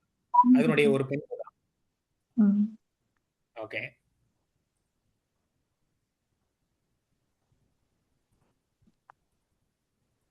எத்தன பக்கம்? 22 பக்கம் இருக்கு. ஆமாங்க. இன்னும் கொஞ்சம் எல்லாம் ஆனா நெறைய ஆட் பண்ற மாரி தாங்க இப்ப வருது. குறைக்கிற இல்ல, இதாவது இல்ல, இல்ல. அதாவது எப்படின்னா, குறைக்கிறது அப்படின்னு சொன்னா நம்ம ஒரு கன்டென்ட்ட தூக்குறது இல்ல. அந்த ம். டெக்ஸ்ட்ட வந்து நம்ம ரீஃப்ரேஸ் பண்ணி சுருக்கிக்கலாம். ம். இப்ப ஓகேங்க. நம்ம உணர்வுகளை மூளை அலையாக உடனே சுழன்று இது இருக்கு. இது பார்த்தீங்களா? இது வந்து ஏற்கனவே நம்ம அங்க மேல குடுத்துருக்கோம். ம். ஒரு இடத்துல மூளைய பத்தி எக்ஸ்ப்ளைன் பண்ணீங்கன்னா, திரும்ப எக்ஸ்ப்ளைன் பண்ணக்கூடாது. ஓகேங்க. நீங்க அங்க மேல இதயம் பற்றி, மூளைய பத்தி அங்க அலைகள் வருது இல்லையா? அங்கேயே முடிச்சிரணும். ம். ம். இது டிஎன்ஏ பத்தி ஒரு இடத்துல முடிச்சிருங்க. மீதி ம். இடத்துல வந்து அங்க டிஎன்ஏ பற்றி ஆராய்ச்சி பண்ணியிருக்காங்கன்னு மட்டும் சொன்னா போதும். ம். ஓகேங்க. அதெல்லாம் ஃபைன் டியூனிங் நம்ம பண்ணிக்கலாம். இப்போதைக்கு உங்க ஸ்ட்ரக்சர் கரெக்ட்டா வந்துருச்சுன்னா, ஃபைன் டியூனிங் பண்றது ஈஸி. ஓகேங்க. ஓகே. இப்ப இந்த உணர்வு நிலை பத்தி இது சொல்றீங்க இல்லையா? Global neural network. ம். இந்த ஆமாங்க. தியரியில என்ன சொல்றாங்க? இது வந்து கான்ஷியஸ்னஸ் பத்தி போகுது. நம்ம ம். வந்து காந்தம் வச்சிருக்கோம். அதுக்கு ம். ரிலவன்ட்டா நம்ம காந்த அலைகள பற்றி பேச முடியுமான்னு பாருங்க. ஓகேங்க. இல்லன்னா அத விட்டுறலாம். ஓ ஏன்னா காரணம் என்னன்னா, உங்க ம். தலைப்பு காந்தம். அவ்வளவுதான். காந்த அலைகள பத்தி ரிலவன்ஸ் இருந்தா மட்டும் போடுங்க. நீங்க ஓகேங்க. கான்ஷியஸ்னஸ் பத்தி போனீங்கன்னா, இன்னும் வேற நெறைய வந்துரும். அப்ப அந்த டாபிக்ல கான்ஷியஸ்னஸ்ன்னு எடுத்துருவாங்கயா? இல்ல இல்ல இருக்கட்டுங்களா? அங்க பேரறிவுன்னு போட்டிருக்கீங்க. பட் ம். அதுவும் ஆக்சுவலா வந்து காந்தம் தான் உங்களுக்கு அந்த அறிவினுடைய படர்க்கை இல்லையா? அறிவினுடைய இயக்க நிலை அது. அந்த ம். அளவுக்கு கொண்டு வந்து இது வந்து இந்த டெஸ்ட் வந்து இந்த டைரக்ட்டா ஜிஎன்டபிள்யூடி வந்து ம். கான்ஷியஸ்னஸ் பத்தி ஒரு ஆராய்ச்சி. ஓகேங்க, ஓகேங்க. இதுல வந்து நம்ம காந்தத்த பத்தி சொல்ல முடியாது. அதே மாரி ம். மனமும் வந்து மனம் ம். காந்த அலையாக இருக்கு. அப்படிங்கிறத ம். மட்டும் தான் நீங்க சொல்லப் போறீங்க. மனம் எப்படி ம். இயங்குது? அத பத்திலாம் நம்ம பேசப் போறதில்ல. ஓகேங்க. அப்படிதான் சுருக்க முடியும். இல்லன்னா கட்டுரை நீண்டுகிட்டே போகும். ஆமாங்க. அதெல்லாம் நாங்க எடுத்துட்டோம். அதெல்லாம் இருந்ததுங்க. எல்லாமே தூக்கிட்டோம். மனம் தொடர்பாக தற்போதைய ஆராய்ச்சிகள். இப்ப இவ்வளவு ஆராய்ச்சிகள் போட தேவையில்ல. ம். ஸ்பெசிஃபிக்கா மனம் அப்படிங்கிறது ஒரு காந்த அலை அப்படிங்கிறத மென்ஷன் பண்ற மாதிரி என்ன ஆராய்ச்சிகள் இருக்கோ அத மட்டும் எடுத்துக்கங்க. இல்லன்னா அவங்க ம். வந்து நினைவாற்றல் இப்ப பாருங்க மூளையின் பகுதியில் கற்றல், முடிவு எடுத்தல், நினைவு அதெல்லாம் வந்து வேற அதாவது இது காந்த அலைகள் தான். பட் அது ம். வந்து பயன்பாடுகளா போயிடுது. ம். Application okay. நம்ம அப்ளிகேஷன் பத்தி போகவே இல்ல. நம்ம வந்து ஏன் கோர் ப்ராசஸ் மட்டும் தான் நம்ம பேசுறோம். அலை இருக்கிறத மட்டும் சொல்றோம். அலையா இருக்குங்கிறத மட்டும். நிலையா ஓகே. இருக்குங்கிறது தான் நம்மளுடைய நோக்கமே. ஸோ அதனால அது மாரி இருக்கக்கூடிய விஷயங்கள்லாம் அத வந்து ம். அவாய்ட் பண்ணிக்கணும் நம்ம. இப்ப இதுல பார்த்தீங்கன்னா, கவனம், நினைவாற்றல்ங்கிறதெல்லாம் அதனுடைய ம். அப்ளிகேஷன். அப்ளிகேஷன். ஓகேங்க. அது நமக்கு தேவையில்ல. நமக்கு மனம் தொடர்பான தற்போதைய ஆராய்ச்சிகள்னா, மனம் தொடர்பான மன அலை தொடர்பான. ம். இது அலையாக இயங்குகிறது. அது எப்படி கிரியேட் ஆகுது? அது எப்படி பரவுது? அப்படிங்கிறத ம். பத்திய ஆராய்ச்சிகள் ஏதாவது இருந்தா அத மட்டும் வச்சுக்கங்க. ஓகேங்க. இல்லன்னா இது முடிவில்லாம போயிட்டே இருக்கும். எல்லா ம். எல்லா தத்துவமே பார்த்தீங்கன்னா அப்படிதான். எடுத்தீங்கன்னா முடிவில்லாம போயிடும். அப்ப நம்ம ம். ஸ்கோப்புக்குள்ள கொண்டு வரணும்னா, காந்த அலை அப்படிங்கிறது தான் நமக்கு மெயின் டாபிக். அப்ப அதுக்கு ம். ரிலவன்ட்டா இருக்கிறது மட்டும் கொண்டு வந்தா போதும். ஓகேங்க. மூளை நரம்பியல் இது ஏன் மறுபடியும் மூளை நரம்பியல் வருது?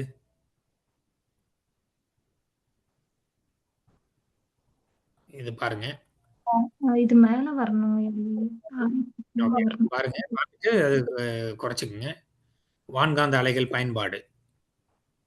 அதான். பயன்பாடு கூட நம்ம வேண்டாம். பயன்பாடு வந்து ம். நீங்க எங்கன்னா கன்க்ளூஷன்ல வரும்போது, இது ம். இது இதனுடைய பயன்பாடுன்னு சொல்லி ஒரு லைன்ல, ஒரு பேராகிராஃப்ல இந்த இப்ப ஆராய்ச்சிகளுக்கு இப்ப காந்தத்தை பற்றி உணராமயே இவ்வளவு ஆராய்ச்சிகள் நடந்து, இவ்வளவு ம். விஷயங்கள் வந்து நமக்கு பெனிஃபிட்ஸ் இருக்கும்போது, இதை முழுமையாக அறிந்து கொண்டு ஆராய்ச்சிகள் மேற்கொள்ளும்போது, இன்னும் அதனுடைய பயன் வந்து பன்மடங்கு அதிகரிக்கும்ங்கிற மாதிரி ஒரு ஸ்டேட்மெண்ட். ம். ஓகேங்க. இல்லன்னா அதுக்கு டேட்டா நெறைய போயிட்டே இருக்கும் பாருங்க. இப்ப பிளாஸ்மா ஜெனரேட்டர் பத்தி ஒரு இடத்துல தான் சொல்லணும். அது போதும். ம். ஓகேங்க. மருத்துவத்தில் காந்த அலைகள் பயன்பாடு அப்படிங்கிறது, இந்த கருவிகள் பயன்படுகிறது அப்படிங்கிறது மட்டும் சொன்னா போதும். அதுக்கு நம்ம ம். அத எக்ஸ்ப்ளைன் பண்ண வரல நம்ம. ம். சரிங்க.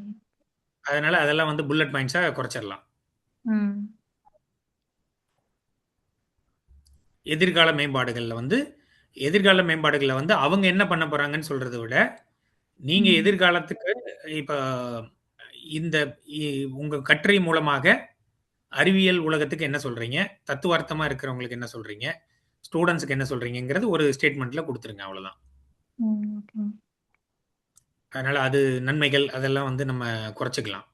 குவாண்டம் ம். பிணைப்பு மறுபடியும் குவாண்டம் என்டாங்கில்மென்ட்லாம் வர்றீங்க. அதெல்லாம் தேவையில்ல. ஓகேங்க. குவாண்டம் மெமரி மேட்ரிக்ஸ் அதெல்லாம் கூட நமக்கு அதுக்கு ரிலவெண்டா சொல்லணும்னா நீங்க அங்க அறிவியல் ஆராய்ச்சிகள் சொல்றீங்க இல்லையா, அந்த இடத்துல வந்து சொல்லுங்க. சரிங்க. ஓகே. ரைட்டுங்களா? அப்ப இங்க ரிசல்ட்ல என்ன வரணும்? ரிசல்ட்ல இந்த தரவுகளை மேற்கண்ட தரவுகளை வைத்து பார்க்கும்போது வேதாத்திரிய தத்துவத்தையும் இந்த மேலே கூறப்பட்ட கையாளப்பட்ட ஆராய்ச்சிகளையும் பார்க்கும்போது அறிவியல் கண்டுபிடிப்புகளையும் பார்க்கும்போது நமக்கு என்ன தோணுது, நம்ம என்ன முடிவுக்கு வரோம் அப்படின்னு சொல்லிட்டு இங்க கொடுங்க. அது முடிவு. டிஸ்கஷன் ஆன் த ஃபைண்டிங்ஸ்ல தான் நீங்க சொல்லக்கூடிய அந்த ப்ரொபோசல்லாம் வந்து இங்க கொண்டு வந்துருங்க. அதே கண்டென்ட் தான் இங்க கொண்டு வந்துருங்க. ப்ரொபோசல்ஸ் என்னன்னா நீங்க ஒன்னு முன் வைக்கிறீங்க இல்லையா, ஒரு ஒரு ஒரு தர்க்கத்தை முன் வைக்கிறீங்க, இல்ல ஒரு ஹைபோதசிஸ் முன் வைக்கிறீங்க, அதை வந்து இங்க கொண்டு வந்துருங்க. கன்க்ளூஷன் வந்து டெக்ஸ்ட். கன்க்ளூஷன் வந்து ஒரு டெக்ஸ்ட்ல ஒரு ஸ்டேட்மெண்ட் கொடுக்குறீங்க. மேற்கோள்கள்ல ஓகே, மேற்கோள்கள்ல என்னென்ன ஆராய்ச்சி எடுத்துக்கிட்டீங்களோ அதெல்லாம் கொடுங்க. இப்போ இதுல வந்து இப்போ இது நியூஸ், இந்த நியூஸ்ல இருக்கிறத போடாம இது வந்து எங்கிருந்து வந்து அந்த நியூஸ்ல போனீங்கன்னாவே அந்த வெப்சைட் இருக்கும்.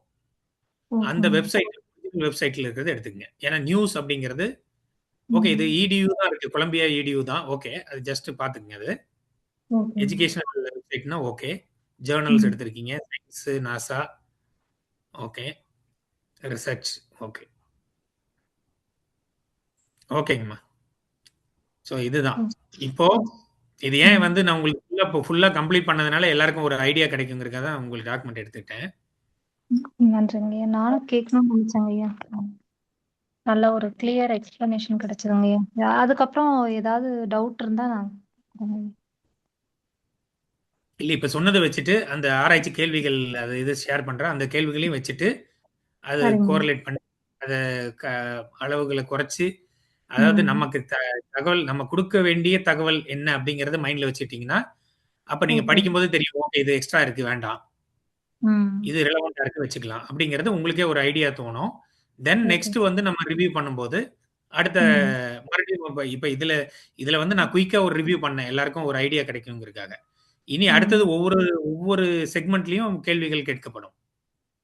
இது ஏன் இங்க வச்சிருக்கீங்க, இது காரணம் என்ன சொல்லி ஒரு நீங்க இதை தீசிஸ் சப்மிட் பண்ணீங்கன்னா எப்படி வைவா கேட்பாங்க, அதே மாதிரி கேட்கப்படும். நன்றி. இதே போல வேற மத்தவங்க வந்து டாக்குமெண்ட் முடிச்சிட்டீங்கன்னா எனக்கு முதல்ல சொல்லிடுங்க, நான் ஒரு தடவை பார்த்து வச்சுட்டு நம்ம ரிவ்யூ பண்ணும்போது இன்னும் கொஞ்சம் ஃபாஸ்டா ரிவ்யூ பண்ணலாம். இப்போ நம்ம இது டிஸ்கஸ் பண்ண விஷயங்கள் வந்து இதுல ஏதாவது டவுட்ஸ் இல்ல கன்ஃபியூஷன் இருந்ததுன்னா சொல்லுங்க. எல்லாரும் ஸ்டெப் பை ஸ்டெப்பா தான் போறோம். இன்ட்ரோடக்ஷன் முதல்ல கம்ப்ளீட் பண்ணுங்க. இப்ப சொல்லப்பட்ட விஷயத்துல இன்ட்ரோடக்ஷன் கம்ப்ளீட் பண்ணுங்க, வேதாத்திரிய விளக்கம் கம்ப்ளீட் பண்ணுங்க, அறிவியல் விளக்கம் இந்த நீங்க எடுத்துக்கொண்ட தலைப்புக்கு ரிலவெண்டா இருக்கக்கூடிய அறிவியல் விளக்கத்தை கொண்டு வந்து சேர்த்துருங்க. அதுக்கப்புறம் அதை ரிவ்யூ பண்ணிட்டு அடுத்த ஸ்டெப்புக்கு மூவ் பண்ணலாம் எல்லாருமே. அதனால நம்ம கொஞ்சம் தான் போட்டிருக்கோம், இன்னும் நிறைய போடல அப்படிங்கிறதெல்லாம் ஒரி பண்ண தேவையில்லை. நீங்க என்ன பண்ணிருக்கீங்களோ அதை வந்து அந்த செக்ஷன்ஸை கம்ப்ளீட்டா முடிச்சுட்டு நீங்க வந்தீங்கன்னா அதை ரிவ்யூ பண்ணி உங்களுக்கு அடுத்த கமெண்ட்ஸ் கொடுத்தோம்னா நீங்க அதை இம்ப்ரூவ் பண்ணிக்கலாம். வாழ்க வளமுடன். வேற யாருக்காவது ஏதாவது கருத்துக்கள் இருந்தா சொல்லுங்க. ஐயா குருகையா சொல்லுங்க, வேற ஏதாவது நான் மிஸ் பண்ணியிருந்தா சொல்லுங்க. அருமையா இருக்குங்கய்யா. அதாவது கேள்விக்கு பதில் ரெடி பண்ணாங்கன்னா போதும், ஒரு அவுட்லைன் கிடைச்சிடும். எப்பவே ஒரு சித்திரம் வரைகிறாங்க இல்ல ஏதாவது ஒண்ணு பண்றாங்கன்னா முதல்ல ஒரு அவுட்லைன் போட்டுக்குவாங்க. அந்த அவுட்லைன் போட்டதுக்கு அதுக்கப்புறம் உள்ள எல்லாம் ஃபில்அப் பண்ணிக்கிட்டே வருவாங்க. அதுக்கப்புறம் தான் அதை வந்து நல்லா அழகுபடுத்துவாங்க.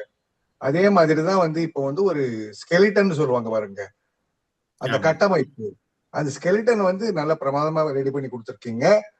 இதுல வந்து அவங்க ரெடி பண்ணா போதும்.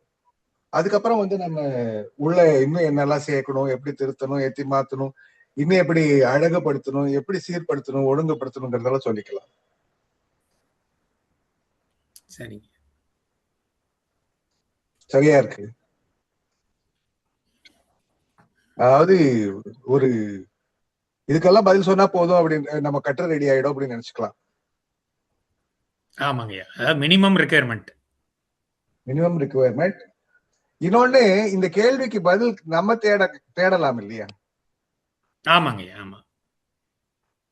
என்னன்னே தெரியாம இருக்கிறதுக்கு பதிலா இப்போ மாங்காய் அடிக்கணும்னா கூட எந்த மாந்தோப்பு, என்ன மரம், என்ன கிளை, எந்த பழம், எந்த கொத்து அப்படின்னு பார்த்து அப்புறம் தானே நம்ம மாங்காய் அடிக்கிறோம். அந்த மாதிரி ஒரு அற்புதமான வடிவமைப்பு. இத இந்த ஸ்கெலிட்டன் அப்படியே யூஸ் பண்ணிக்கலாம். நீங்க ஸ்ட்ரக்சர் யூஸ் பண்ணிக்கலாம், அவுட்லைன் யூஸ் பண்ணிக்கலாம், ஃபார்மேட் யூஸ் பண்ணிக்கலாம், டெம்ப்ளேட் யூஸ் பண்ணிக்கலாம்.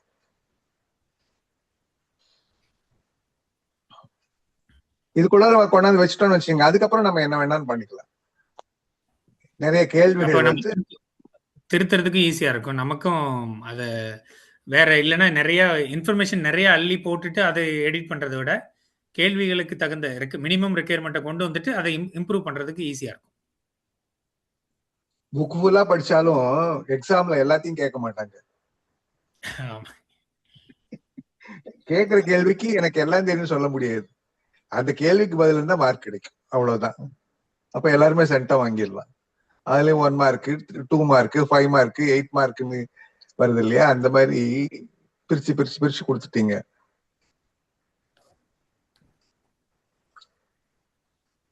ஐயா மாணிக்கவாசன் ஐயா, வீடு கட்டுற மாதிரிதாம்மா. முதல்ல பிளான் போட்டாச்சு, அஸ்திவாரம் போட்டாச்சு, கட்டணம் எழுப்பிட்டு அதுக்கப்புறம் தான் பூச்சி வேலை எல்லாம் முடிச்சுட்டு அதுக்கப்புறம் பெயிண்ட் பண்ணி பர்னிச்சர்லாம் உள்ள கொண்டாந்து வச்சு கிரகப்பிரவேசம் பண்ணிடலாம். வாழ்க வளமுடன். வாசுதேவன் ஐயா. சொல்லுங்கய்யா. உங்களது 2 ஒண்ணுதான் பிரிண்டிங் ஆயிருக்குதா? ஆமாங்கய்யா. அப்பயே அந்த சாந்தி மேடம் கிட்ட கேட்டேன். அவங்க உங்களுக்கு பார்த்து ஓபன் பண்ணது லேட்டா ஓபன் பண்ணிருப்பாங்க. ஆனா இ ப்ரொசீடிங்ல வந்துடும், புக்ல தான் இருக்காது, அவ்வளவுதான் அப்படின்னு. நீங்க என்ன பண்ணீங்க, வாட்ஸ்அப்ல 2 போட்டேன், இது வந்துருச்சு, இது வரலைங்கிறது எனக்கு மெசேஜா கொடுங்க. உங்க டீட்டெயில்ஸ் கம்ப்ளீட்டா அதுல இருக்கணும். என்ன தலைப்பு, எப்படி எடுத்தீங்கிறத எனக்கு போடுங்க. அவங்க கேட்டாங்க, கொடுத்து விட்டுலாம். சரிங்க, சரி. சொல்லுங்க ஐயா. தியாகராஜ் ஐயா கூப்பிட்டீங்களே ஐயா? தியாகராஜ் சொல்லுங்க. சொல்லுங்க ஐயா. கேக்குதுங்களா? கேக்குது. நீங்க ப்ராஜெக்ட் நேத்து ஒரு ப்ராஜெக்ட் சொன்னீங்க, அதுக்கு ப்ராஜெக்ட்டுக்கு கட்டாயம் ரெடி பண்ணிட்டேன். எதுங்க? ரோட்டி ஐயா கேக்குதுங்களா? கிளியரா கேக்குதுங்க. சொல்லுங்க, நீங்க சொல்லுங்க. ஓகே. இல்ல நேத்து நீங்க இது கேட்டீங்க இல்லையா, ஒரு ப்ரொபோசல் கேட்டீங்கல்ல, ஒரு இந்த மாதிரி செடிகளை வச்சு ஆராய்ச்சி பண்ணலாம் அப்படின்னு. ஆமா, அதுக்கு ஒரு ப்ரொபோசல் ரெடி பண்ணியிருக்கேன். அது பாருங்க, மற்றவங்களுக்கும் பயன்படும். சரி சரி. ஒரு ஆராய்ச்சி ஒரு முழுமையா ஷேர் என்னோட ஸ்கிரீன் தெரியுதுங்களா? தெரியுதுங்க. இங்கிலீஷ்ல தான் இருக்கு, ஆனா தமிழ்ல சொல்றேன். ஐயா கொஞ்சம் நாளைக்கு பேசுறேன். எனக்கு கம்ப்ளீட்டா இருமல் அண்ட் த்ரோட் ரொம்ப முடியல. நான் நாளைக்கு பதிவு பண்ணி பேசலாம். ஓகே.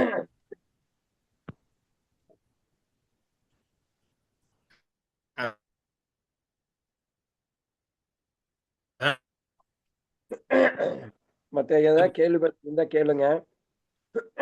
தொண்டை கட்டிக்கிச்சு. ஐயா சூப்பரா இருக்கியா? ஒரே ஒரு சஜஷன் மட்டும்.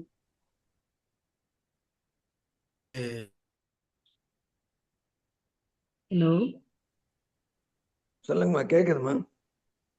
ஐயா ஒரு சஜஷன் என்னன்னா, இப்ப ஐயா அந்த கொடுத்த அந்த ஸ்கெலிட்டன்ல மனசுல வச்சுட்டு ஒரு அட்லீஸ்ட் ஒரு 10-15 ரிசர்ச் பேப்பர்ஸையாவது நம்ம படிச்சோம் அப்படின்னா, இப்ப ஜஸ்ட் நான் ஒரே ஒரு ரிசர்ச் பேப்பர் பார்த்துட்டு படிச்சேன், அப்படியே அவர் சொல்ற மாதிரி அப்படியே எழுதியிருக்காங்க அதே மாதிரி. ஸோ அதை நம்ம படிக்க படிக்க நம்ம ஃப்ரேம் பண்ணக்கூடிய அந்த வார்த்தைகள், அந்த கிறிஸ்ப்னஸ், அந்த என்ன கொடுக்கணும் அப்படிங்கிற கண்டென்ட் நமக்குள்ள ஈஸியா வரும். ஸோ அட்லீஸ்ட் ஒரு 10 to 15 பேப்பர்ஸ் ஆகுது நம்ம வெறும் இன்ட்ரோடக்ஷன் மட்டும் படிக்கணும். அந்த பேப்பர்ஸ்ல அப்ஸ்ட்ராக்ட் மட்டும் படிக்கணும். அவங்க எப்படி கொடுத்துருக்காங்க எல்லா பேப்பர்ஸ் படிக்கும் பொழுதே நமக்கு இதை எப்படி ஃப்ரேம் பண்ணணும், எப்படி கிறிஸ்பா கொண்டு வரணும் அப்படிங்கிறது ஈஸியா இருக்கும் அப்படின்னு எனக்கு தோணுச்சு. ஜஸ்ட் அதான் சஜஸ்ட் பண்ணலான்ட்டு. இப்ப ஐயா கொடுத்துருக்காங்க, ஒரு இது காமிச்சாங்க, என்ன இது அப்ஜெக்டிவ் என்ன கேப் இருக்கு, அது அழகா அந்த மாதிரி எடுத்துட்டு வராங்க. ஸோ அது நிறைய படிக்கும் பொழுது நமக்கு இன்னும் கொஞ்சம் நல்லா தெளிவா எழுதுறதுக்கு ஈஸியா இருக்கும் அப்படின்னு தோணுச்சு. அதான் சொல்லலான்ட்டு சார். நல்ல சஜஷன், நல்ல மாடல் இருந்தா அது அதே மாதிரி பண்றதுக்கு ஒரு தூண்டுகோலா இருக்கும். யாருக்கு வேணாலும் கிடைச்சா அது அதுல போட்டு விடலாம். இல்ல நிறைய பேப்பர்ஸ் இருக்குங்க. இப்போ ஒண்ணு அம்மா பேசிட்டு இருக்கும்போது நான் ஜஸ்ட் ஒண்ணு ஒரு பேப்பர் ஒண்ணு எடுத்தேன். ஒரு சைனீஸ் எழுதியிருக்காரு. அது it is on the bio electro magnetic fields as signaling currents of lifes அப்படின்ட்டு 2024 பேப்பர் போட்டிருக்காரு. ஸோ அது ஜஸ்ட் வெறும் இன்ட்ரோடக்ஷன் அப்டிராக்ட் தான் படிச்சேன். என்ன இருக்கு, what is the current trend, என்ன ரிக்குவயர்மெண்ட், நாங்க என்ன பண்ண ட்ரை பண்ணிருக்கோம், அவ்வளவுதான்.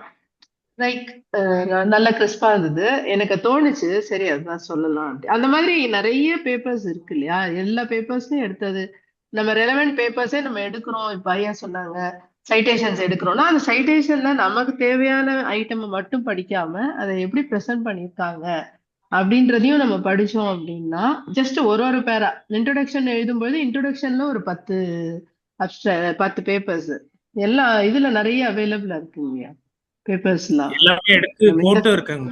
எல்லாத்தையும் எடுத்து நான் ஒரு ஃபோல்டர்ல கொடுத்திருக்கேன். ஓ ஓகே ஓகே. சோ அத நம்ம படிச்சு இப்ப நீங்க சொன்ன பிறகு அதை படிச்சா இன்னும் ஒரு நல்ல கிளாரிட்டி இருக்கு. அதுதான் சொன்னாங்க.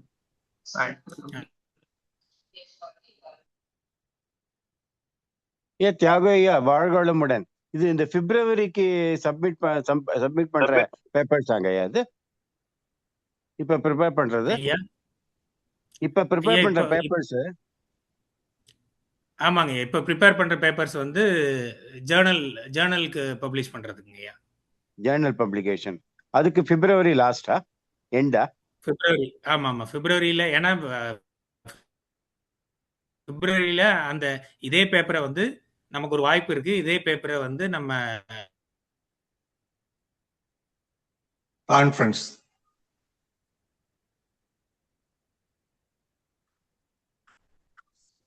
இது தமிழ்ல தான் இருக்கணுமா இல்ல இங்கிலீஷ்ல இருக்கலாமா? அந்த கான்ஃபரன்ஸ்ல பேச இது இங்கிலீஷ்லயும் இருக்கலாம் தமிழ்லயும் இருக்கலாமா? இங்கிலீஷ்லயும் இருக்கலாங்க ஐயா. சரிங்க. ஆமா, ஏன்னா இங்கிலீஷ்ல இருந்ததுன்னா அத அக்டோபர் நவம்பர்ல வருது இல்லைங்களா இன்டர்நேஷனல் கான்ஃபரன்ஸ், அதுல பிரசன்ட் பண்ணலாம். இது தமிழுக்காக ஃபோக்கஸ் பண்றதுனால மோஸ்ட்லி தமிழ்ல தான் எதிர்பார்க்கறாங்க. சரி, இங்கிலீஷ்ல பண்றதுக்கு டைம் இருக்கு நமக்கு. சரி சரி.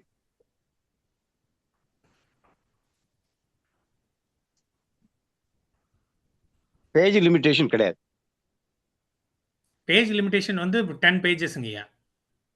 சரி. நீங்க 10 பேஜஸ் எழுதுனீங்கன்னா அதை ஆர்டிக்கல்ல போடும்போது அவங்க அந்த ஃபாண்ட் சேஞ்ச் பண்ணி அவங்க காலமா போடுவாங்க. அப்படி போடும்போது கரெக்டா ஒரு 4 பக்கம் 5 பக்கம் மாதிரி வந்துடும். பட் நம்ம டெக்ஸ்ட் சைஸ், அதாவது இதுல நம்ம லதா இல்லைன்னா அமுதா அந்த மாதிரி 12 சைஸ் 12 அதுல வச்சு நம்ம பண்ணோம் அப்படின்னா 10 பக்கம் வரணும்.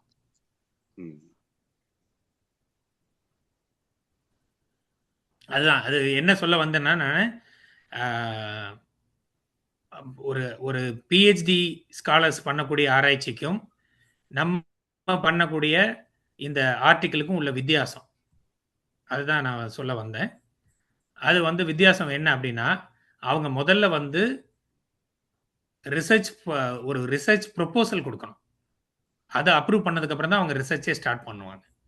ஸோ ரிசர்ச் ப்ரொபோசல்ல இப்போ ஐயா நேற்று சொல்லியிருந்தாங்க, ஒரு வேதாத்ரியம் பிளெஸ்ஸிங்ஸ் ப்ளஸ் இந்த ஸ்பிரிச்சுவல் சான்ஸை நம்ம போடும்போது ஒரு பிளான்ட்டோட க்ரோத் எப்படி இருக்கும், அதனுடைய சென்சரி ரெஸ்பான்சஸ் எப்படி இருக்கும் அப்படின்னு ஒரு டைட்டில் வச்சுட்டாங்க அப்படின்னு சொன்னால், அதை பற்றி அவங்க முதல்ல ஒரு ப்ரொபோசல் கொடுக்கணும். அந்த ப்ரொபோசலில் அவங்க டீட்டெயிலாக என்ன பண்ண போகிறாங்க அப்படிங்கிறது. இது ஆராய்ச்சி கட்டுரை இல்லை, இது ஆராய்ச்சி ப்ரொபோசல். அப்போ அதில் அவங்க இன்ட்ரொடக்ஷன் கொடுக்கணும், என்ன பர்பஸ்க்காக பண்ண போகிறாங்க, அப்ஜெக்டிவ்ஸ் கொடுக்கணும். அதுக்கப்புறம் அதில் என்னென்ன கொஸ்டின்ஸ் எடுத்துக்கிட்டாங்க, ரிசர்ச் கொஸ்டின்ஸ் எடுத்துக்கிட்டாங்க, என்ன ஹைபாத்தசிஸ் அவங்க எதை மென்ஷன் பண்ண போகிறாங்க. So plans expose to Vethathiriyam blessings and spiritual chance will show statistically significant growth and physiological improvements compared to control அப்படின்னு சொல்லி இந்த மாதிரி ஒரு ஹைபோதேசிஸ் கொடுக்கணும். அதுக்கப்புறம் என்ன மெத்தட்ல அவங்க பண்ண போறாங்கன்னு விளக்கம் கொடுக்கணும். பாருங்க, அதுல வந்து இதுதான் வந்து அந்த என்ன சாம்பிள் எடுத்துட்டாங்க, எப்படி எக்ஸ்பெரிமெண்ட் பண்ண போறாங்க, எவ்வளவு சாம்பிள் சைஸு, எவ்வளவு நாள் டியூரேஷன், இந்த விளக்கம் எல்லாம் கொடுக்கணும். என்ன என்ன பயிரை வந்து அவங்க எடுத்துக்க போறாங்க, மூங் தால், வீட் கிராஸ், அந்த மாதிரி நெல் அப்படிங்கிறத ஸ்பெசிஃபை பண்ணணும். அதுக்கப்புறம் அதை எப்படி இந்த சாண்ட் எக்ஸ்போஷர் அப்படின்னா, இப்போ வாழ்க வளமுடன் வாழ்க வளமுடன் சொல்றோம், இல்லை வேற ஏதாவது வேத மந்திரங்கள் சொல்றீங்க அப்படின்னா அது என்ன ஃப்ரீக்வன்சியில் இருக்கணும், எவ்வளோ நேரம் கொடுக்கணும், அதை எப்படி அனலைஸ் பண்ணி எப்படி எதில் வந்து அனலைஸ் பண்ண போறீங்க, அந்த டீட்டெயிலாம் கொடுக்கணும். தென் மெஷர்மெண்ட் மெத்தடாலஜிஸ் கொடுக்கணும்.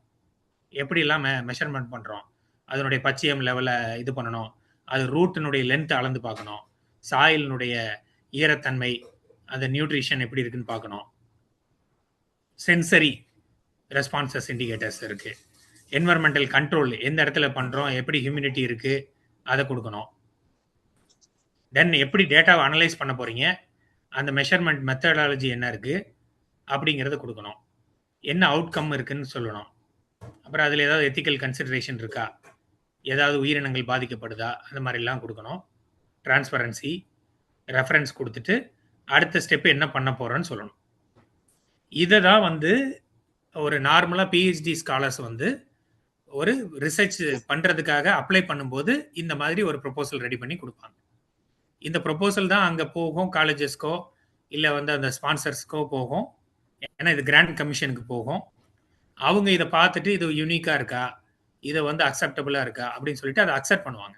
அக்செப்ட் பண்ணதுக்கப்புறம் அதுக்கு அடுத்தது வந்து ஃபுல் ரெடி ப்ரொபோசல் வந்து கொடுக்கணும். அதில் கொஞ்சம் இன்னும் டீட்டெயிலாக வந்து கொடுக்கணும். கொடுத்ததுக்கப்புறம் அவங்க வந்து கிராண்ட் பண்ணுவாங்க. ஃபார் எக்ஸாம்பிள், இதுக்கு வந்து பணம் தேவைப்படுது, இல்லை ஃபண்டிங் தேவைப்படுது, கிராண்ட் தேவைப்படுது அப்படின்னு சொன்னால் அதுக்கு வந்து அவங்க அப்ரூவல் பண்ணுவாங்க. இது மாதிரி ப்ரொபோசல்ஸ் தான் வந்து இந்த ஆயுஷ் மினிஸ்ட்ரியில் இல்லை மற்ற மினிஸ்ட்ரிஸ்லாம் வந்து அவங்க நிறைய கிராண்ட்ஸ் கொடுக்குறாங்க பல கோடிகளுக்கு. அப்போ அது மாதிரி ஒன்று நமக்கு நம்மளால் பண்ண முடியும், நம்மக்கிட்ட இன்ஸ்ட்ருமெண்ட் இருக்குது, மெஷரிங் மெத்தடாலஜி இருக்குது, ஸோ ரிசோர்ஸஸ் இருக்குது அப்படின்னா நம்ம அதை வந்து சப்மிட் பண்ணலாம். ஈவன் நம்ம பண்ணக்கூடிய இப்போ நம்ம டீம் பண்ணுறாங்க இல்லைங்களா, அந்த இதையே வந்து ஒரு டூவபிள், இதை வந்து ஒரு ப்ராக்டிக்கலாக எம்பிரிக்கலாக நம்ம கொடுக்க முடியும் அப்படின்னா இருந்தால் அதை வந்து நம்ம ஒரு ப்ரொபோசலாக சப்மிட் பண்ணலாம். மேபி வந்து ஆலியார்லேயே கூட நமக்கு கிராண்ட் பண்ணலாம். இல்லை அவங்க வந்து இன்னொரு யூனிவர்சிட்டிக்கு சஜஸ்ட் பண்ணி, இப்போ அக்ரிகல்ச்சர் யூனிவர்சிட்டியோ இல்லை பாரதிதாசன் யூனிவர்சிட்டி, பாரதியார் யூனிவர்சிட்டியோ அவங்களுக்கு சஜஸ்ட் பண்ணிவிட்டு நம்ம வந்து பிஹெச்டி ஸ்காலராக கூட ஆட் பண்ணிக்கலாம். இல்லை இப்போ நம்ம வேதாத்திரிய மகரிஷி காலேஜ்லேயே வந்து பிஹெச்டி ஸ்காலர்ஸ்க்கு அலோவ் பண்ணுறேன்னு சொல்கிறாங்க இல்லைங்களா, அங்கே கூட நம்ம பேப்பர் யூனிக்காக இருந்ததுன்னா அவங்க வந்து அது பிஹெச்டி பண்ணுறதுக்கு அப்ரூவ் பண்ணுவாங்க, அது பண்ணலாம். ஸோ இதுதான் டிஃப்ரென்ஸு ஒரு பிஹெச்டி பண்ணுறதுக்கும் நம்ம வந்து ஒரு ஆர்டிக்கிள் எழுதுறதுக்கும். இந்த பிஹெச்டி பண்ணும்போது ஒரு பிஹெச்டிக்கு வந்து மினிமம் வந்து 4 to 5 பேப்பர்ஸ் வந்து அவங்க வந்து சப்மிட் பண்ணணும் டிஃப்ரெண்ட் ஜேர்னல்ஸில். அதனோட சைட்டேஷன் இண்டெக்ஸ் எல்லாம் பார்ப்பாங்க. ஸோ இதெல்லாம் வந்து ஒரு நார்மல் ப்ரொசீடிங்ஸ் ஒரு ஆராய்ச்சியில். நம்ம பண்ணுறது வந்து ஒரு வேதாத்திரியம் சார்ந்த ஆராய்ச்சி கட்டுரைகள் கிரியேட் பண்ணுறோம். அதை வந்து முடிஞ்ச அளவுக்கு ஒரு உலக தரம் வாய்ந்த ஒரு ஜேர்னலுக்கு பப்ளிஷ் பண்ணக்கூடிய தரத்தில் நம்ம கொடுக்கறதுக்கு ட்ரை பண்ணுறோம். ஸோ அதுதான் நோக்கம். இனி ஃபியூச்சரில் மேபி நம்ம நிறைய பிஹெச்டி ஸ்காலர்ஸையும் உருவாவாங்கிறது நம்பிக்கை இருக்கு.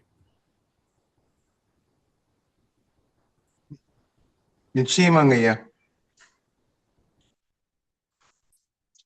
இது ஒரு ஆரம்பம்தான். நூற்றுக்கணக்கான ஆராய்ச்சியாளர்கள், ஆராய்ச்சி கட்டுரைகள் நமக்கு உலகத்துக்கு கொடுக்க வேண்டியிருக்கு. அது தேவையா இருக்கு. இது ஒரு ஆரம்பம், நல்லது ஒரு ஆரம்பம். இது ஒரு மக்கள் இயக்கமா மாறணும். ஒவ்வொரு அறக்கட்டளையிலையும், ஒவ்வொரு தவ மையத்திலையும், இன்னும் நம்ம காலேஜ்ல யூனிவர்சிட்டிஸ்ல எல்லாம் இவங்க எல்லாம் டைப் எல்லாம் வச்சிருக்காங்க இல்லையா, அதன் மூலமா இப்படி வந்து பல இடங்கள்லயும் நமக்கு வாய்ப்புகள் இருக்கு.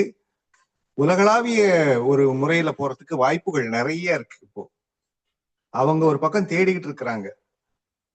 சில கேள்விகளுக்கெல்லாம் விடைகள், அதாவது அந்த மிஸ்ஸிங் லிங்க்னு சொல்றாங்க பாருங்க, அந்த மாதிரி வந்து மிஸ்ஸிங் லிங்க் எல்லாமே வந்து நம்ம வந்து கொடுக்க முடியும். அவங்களுக்கு இது துணையா இருக்க முடியும். இப்போ எல்லாமே இன்டகிரேட்டட், ஹோலிஸ்டிக் அப்படிங்கிற வார்த்தைகள் தான் நிறைய அடிபடுது இல்லைங்களா, நிறைய பேசுறாங்க இல்லையா. அப்ப எதையுமே வந்து ஒதுக்கி பார்க்காம எல்லாத்தையும் இணைச்சு வச்சுட்டு ஒண்ணுக்கு ஒண்ணு காம்படிட்டரா இல்லாம காம்ப்ளிமெண்டரா யோசிக்கணும். எல்லாமே அப்படிதான் நடக்குது. காம்படிட்டர்னு எங்கேயுமே இல்லை, எல்லாமே காம்ப்ளிமெண்டிங் தான். புரோட்டான் எலக்ட்ரான் காம்படிட்டரா காம்ப்ளிமெண்டரா? காம்ப்ளிமெண்ட். அதான் நம்ம தான் அது வந்து பாசிட்டிவ் நெகட்டிவ் சொல்லிட்டு இருக்கிறோம். அப்போ அந்த மாதிரி எதிரி அப்படிங்கிறது, எதிரி நிற்கிறவங்க எதிரி இல்லை. அவங்க அந்த திசையில இருந்து பாக்குறாங்க, இவங்க இந்த திசையில இருந்து பாக்குறாங்க, பட் ஒன்னதான் பாக்குறாங்க. அப்ப அந்த holistic development, holistic approach, integrated approach, இது எல்லாமே நம்ம வேதாத்திரியத்தின் மூலமா பண்ண முடியும் அப்படின்னு நான் நினைக்கிறேன். இது ஒரு நல்ல ஆரம்பம். நிறைய இடங்களுக்கு இது போய் சேரணும், நிறைய மக்களுக்கு போய் சேரணும். அப்படின்னா அறிவியல் மூலமா, விஞ்ஞானத்தின் மூலமா இதை வந்து இன்டகிரேட் பண்ணி நம்ம கொண்டு போக முடியும் அப்படின்னு நினைக்கிறேங்க ஐயா. இன்னும் நிறைய பேர் வருவாங்க.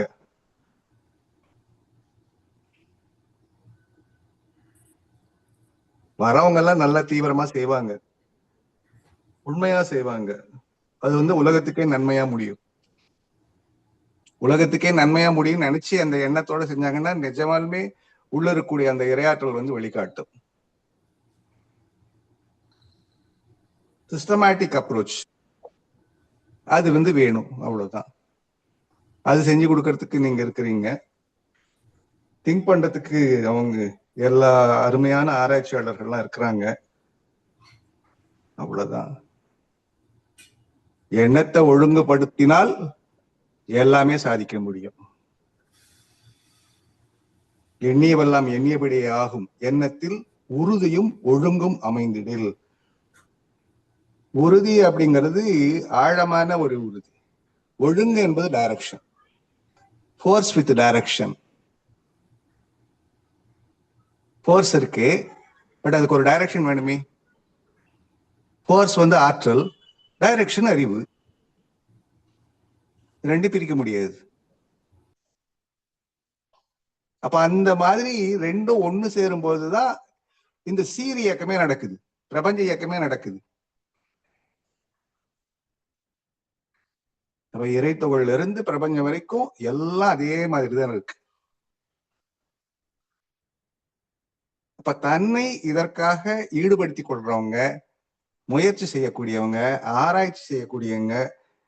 என்ன ஆராய்ச்சி தான் மகரிஷியோட அடிப்படை தத்துவமே.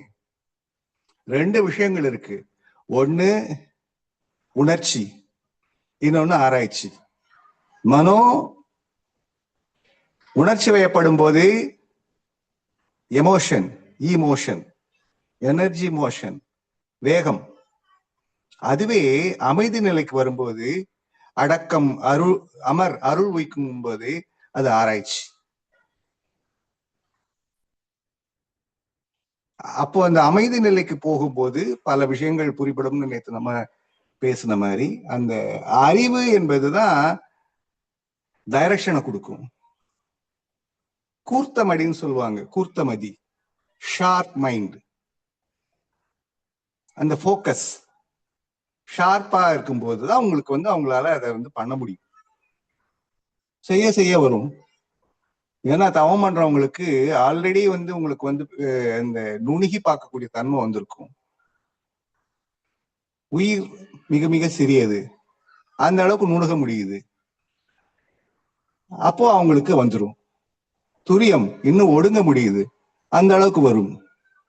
துரியாதீதம் எல்லாத்தையும் கலெக்டா வந்து பார்க்க முடியுது. அப்ப பகுத்தும் பார்க்க முடியுது, விரித்தும் பார்க்க முடியுது. இந்த ரெண்டு தன்மைகளுமே நம்ம குண்டல் யோகத்துல, வேதாத்திரி மகரிஷியோட குண்டல் யோகத்துல செய்யறவங்களுக்கு இயல்பா வந்துடும். அந்த தவத்தை அதுக்கு அப்ளை பண்ணணும். ஒரு விஷயத்தை எடுத்துக்கிட்டு அதுல நுணுகி ஆழ்ந்து போறது, ஆகினை துரியம் மாதிரி. அதே மாதிரி எல்லாத்தையும் சேர்த்து பாக்குறது, விரிச்சு பாக்குறது, சக்திகளம் சிவகளம் மாதிரி. இது ரெண்டும் வந்துருமே. அப்ப இது ரெண்டும் வரும்போது அங்க இருக்கிறதா இங்க இருக்குது. எந்த அளவுக்கு விரிந்து இருக்குதோ அதுதான் அந்த அளவுக்கு நுணுகி உயிரின் மையத்துல அறிவா இருக்கு, அசைவற்றதா இருக்கு. அங்கேயும் அசைவற்றதா இருக்கு, இங்கேயும் அசைவற்றதா இருக்கு. அப்படிங்கிறது ரெண்டும் ஒண்ணுதான் அப்படின்னு வரும்போது அது தன்னையே வெளிப்படுத்தும். வெளிப்படுத்துறதுதான் வெளியின் தன்மை. கருவி வேணும், அவ்வளவுதான்.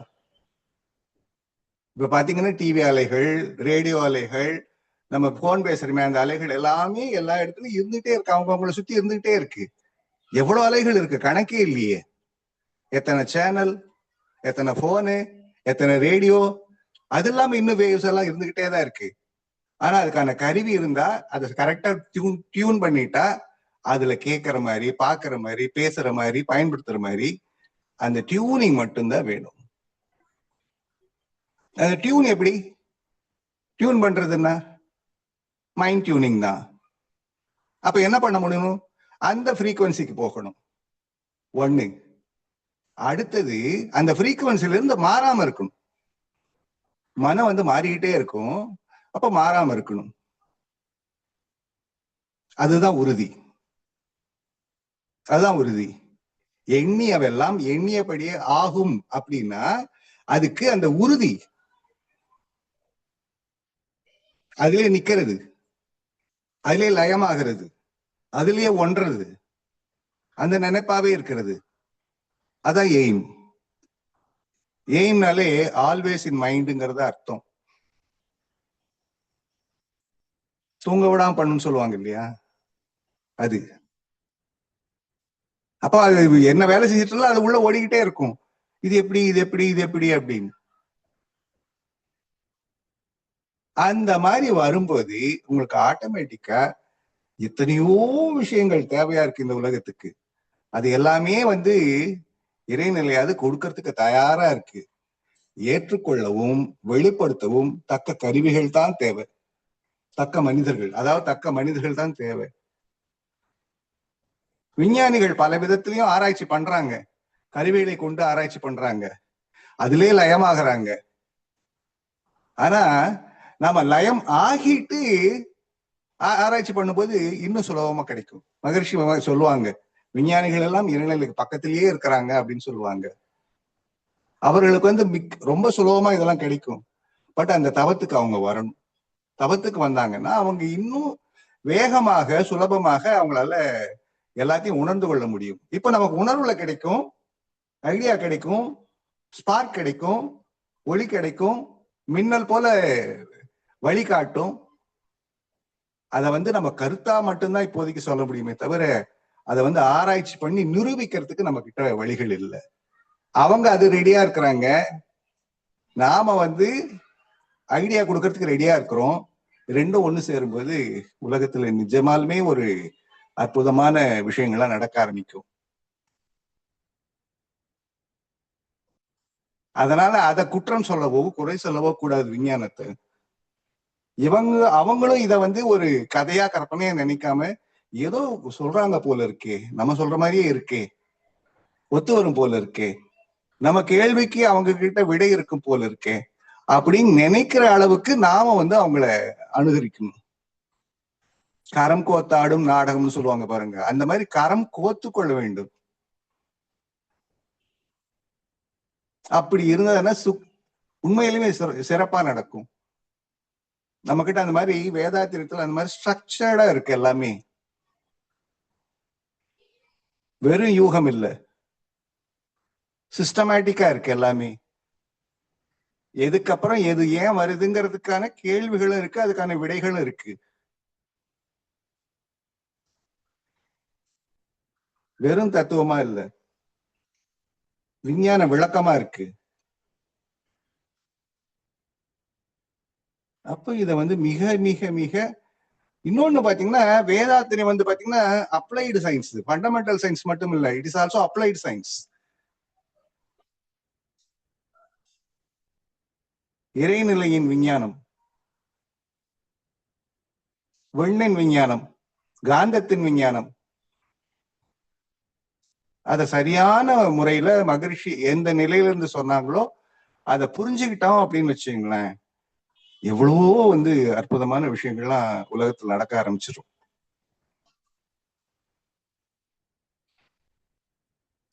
Every moment is a miraculous மூமெண்டா மாறிடும்.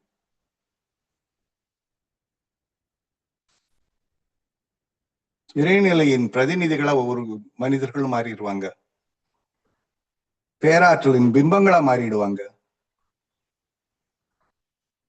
அவங்களால கொடுக்க மட்டும்தான் முடியும். ஏன்னா அந்த எவல்யூஷன்ல பாத்தீங்கன்னா, நேத்து நம்ம பார்த்தோம் எவல்யூஷன். இந்த அறிவின் பரிணாமம் தான். உடல் வரைக்கும் வந்தாச்சு. அறிவின் பரிணாமம் தான். அப்படி அறிவின் பரிணாமம் எடுக்கிறப்போ முதல்ல வர்றது பாத்தீங்கன்னா சர்வைவல். உயிர் வாழ்ந்தாகணும். அப்ப உயிர் வாழ்வதற்கு, அதாவது உடலோடு உயிர் இருப்பதற்கு என்ன தேவையோ அதெல்லாம் செஞ்சுட்டே இருப்பாங்க. அது சர்வைவல். ரெண்டாவது, புலன் வழியாக இந்த ஆற்றலை எல்லாம் செலவு பண்ணி இப்ப எல்லாமே அதுலதான் அந்த அறிவெல்லாம் வெளியில போயிடுதே தவிர அது பேர் என்ஜாய்மெண்ட். அது வேண்டாங்கிறது இல்ல. அளவு முறையோடு அனுபவிக்கும் போது துன்பமா மாறாத நிலையில காத்துக்கிறது. சோ சர்வைவல், என்ஜாய்மெண்ட், மூணாவது தான் ரியலைசேஷன். அந்த ரியலைசேஷன், ரியல் ஐ, உண்மையான நான் எது என்று உணரக்கூடியதான் realisation. Self realisation, that is God realisation. அதுதான் வேதாத்திரியம்.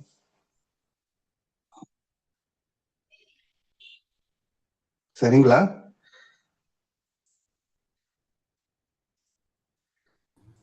சரிங்க.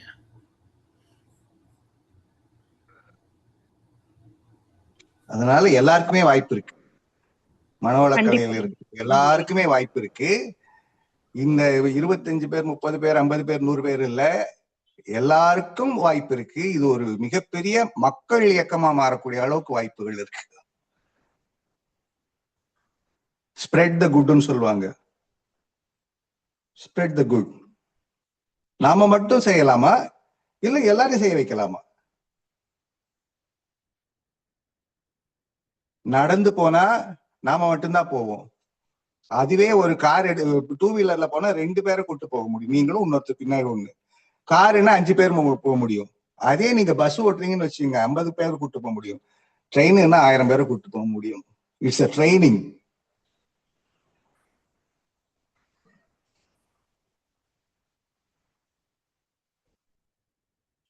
எத்தனை தடவை வேணா போயிட்டு வரலாம். அதுக்காகத்தான் நேற்று அந்த ரோடு உதாரணம் சொன்னேன் நான். இங்க பாத்தீங்கன்னா ட்ரெயின் பண்றாங்க, நம்மள ட்ரெயின் பண்றாங்க. ட்ரைனிங் தான். Super example. Pattern, precision, regularity, அதுதான் இயற்கையில எல்லா இடத்துலயுமே இருக்கு. மகரிஷி சொல்லுவாங்க பாருங்க, உணர்ச்சியாய் சிந்தனையாய் உள்ளதே அறிவென்று உணர்ந்திருந்தேன் பல நாள். உணர்ச்சிக்கு முன்னம் விண்ணில் ஒழுங்காற்றலாய் விளங்கும் உனது திருநிலையும் அறிவே என உணர்ந்தேன். இன்னொரு இடத்துல சொல்றாரு பாருங்க, தரம் அறிவே என்னும் தத்துவம் உணர்ந்துட்டேன். தரம் எதோட தரம்? இறைத்துகளின் தரம், விண்ணின் தரம், இப்படி ஒவ்வொரு எலமெண்டோட தரம், ஒரு செல்லோட தரம், ஒரு உயிரோட தரம். தரம்னா வேற ஒண்ணும் இல்லை, இட்ஸ் காந்தம் தான். தரம் தான் தன்மை. தரம் அறிவே என்னும் தத்துவம் உணர்ந்திட்டேன், தற்பரனாக உன்னை என்னுள் உணரப் பெற்றேன், இன்று நான் நிறைவு பெற்றேன் இறைவா.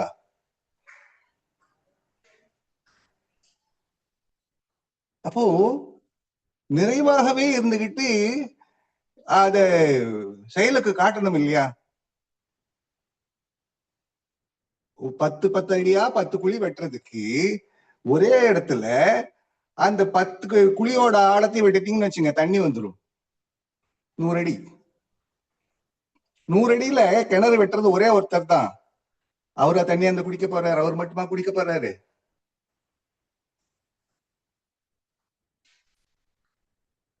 இல்ல அவரோட அந்த தலைமையோட முடிஞ்சிருமா? அங்க ஊறி வரக்கூடிய தண்ணீர், நீரானது எத்தனையோ பேருடைய தாகத்தை தலைமுறைக்கும் தலைமுறைக்கும் தணிக்குமே.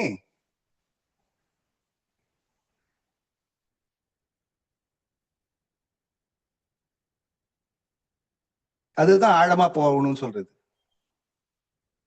அங்க போனா அடியில இருக்குது ஊற்று. அதான் இறைநிலையின் இன்ப ஊற்று. தொட்டனை தூரும் அனற்கேணி மாந்தற்கு கற்றனை தூரும் அறிவே அப்படின்னு சொல்றாங்க. தோண்டுதல் தான் தொட்டுதல். மணற்கேணி, அது ஏன் மணற்கேணின்னா எல்லா பக்கத்துல இருந்து தண்ணி ஊறி வரும். மணல் மாதிரி இருக்கிறது என்ன? இறைத்துகள் தான். இறைத்துக்குள்ள இருந்து வரக்கூடிய காந்தத்தை தான் அவங்க சொல்றாங்க மணற்கேணி. எல்லா பக்கத்துல இருந்தும் வரும், ஒரு பக்கத்துல ஊத்து இல்ல, எல்லா பக்கத்துல இருந்து 360 டிகிரில இருந்து வரும்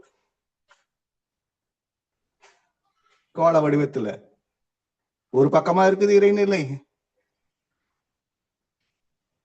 அப்ப எல்லா பக்கத்துல இருந்தும் அது கொடுக்கும். அதான் இன்று மகர் சொல்றாரு, இன்ப ஊற்றாய் நிறைந்த இறைவா, எங்கும் இன்ப ஊற்றாய் நிறைந்த இறைவா, என்னுள் இன்ப ஊற்றாய் நிறைந்த இறைவா, அறிவாக என்னுள்ளே இருக்கக்கூடிய இறைவா. அதான் பாடுறாங்க அவங்க.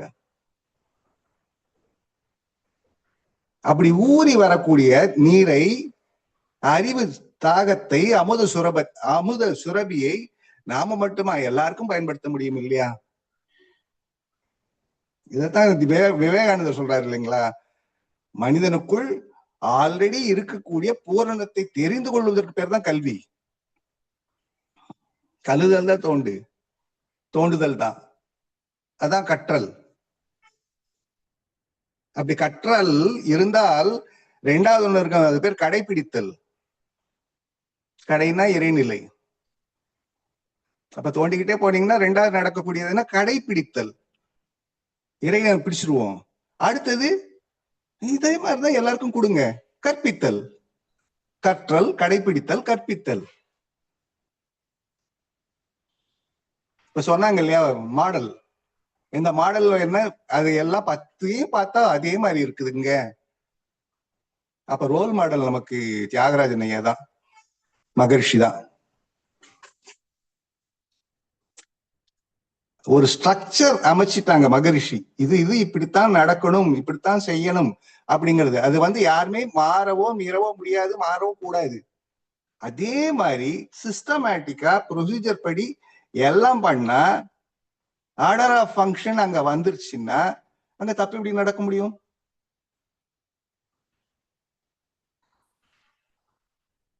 அதானே?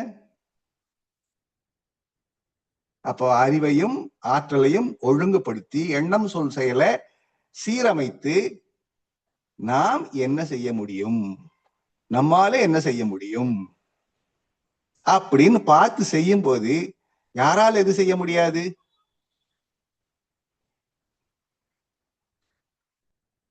பயிற்சி, முயற்சி, அதுக்கான ஈடுபாடு, இது மட்டும்தான் வேணும்.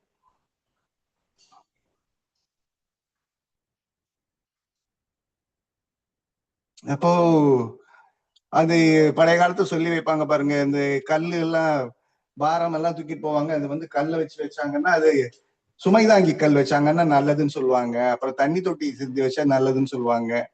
இந்த மாதிரி அறிவிலே ஆழ்ந்து கண்டுபிடித்தவர்களுடைய எல்லாருடைய ஆராய்ச்சியாளர்களுடைய கொடைதான் இன்னைக்கு எல்லாரும் இவ்வளவு தூரம் நல்லா இருக்கிறோம். அது ஆன்மீகமா இருக்கலாம், விஞ்ஞானமா இருக்கலாம், இலக்கியமா இருக்கலாம், இல்ல வேற எந்த விவசாயமா இருக்கலாம். அன்னைக்கு ஒருத்தன் கண்டுபிடிச்ச வரைக்கும் இன்னைக்கு வரைக்கும் அதே விவசாயம் தான் தொடருது. அந்த அறிவு எங்க போச்சு? அத்தனை பேரோட அறிவு. மகரிஷி அழகா சொல்லுவாங்க பாருங்க, ஒவ்வொரு பொருளும் பரமுதலாய் அவ்வொரு வரையில் வந்த கதை செவ்விய சிறு சொல் பரிணாமம். இத்தனை அவ்வளவு அனுபவம் ஒரு பொருள் இருக்கு. ஒரு பொருள் நினைக்கிறது ஒரு பொருள் அல்ல, இயற்கையின் வடிவமைப்பும் அத்தனை அனுபவங்களின் தொகுப்பும். எந்த உயிரா இருந்தாலும் அதேதான், எந்த மனிதரா இருந்தாலும் அதேதான். செவ்விய சிறு சொல் பரிணாமம். பரிணாமங்கிற ஒரே வார்த்தையில் நீங்க அடக்கிடுறீங்க. அதை விட ஒண்ணு சொல்றாரு பாருங்க, சிறப்பை உணர்வாய் நீயும் அதே.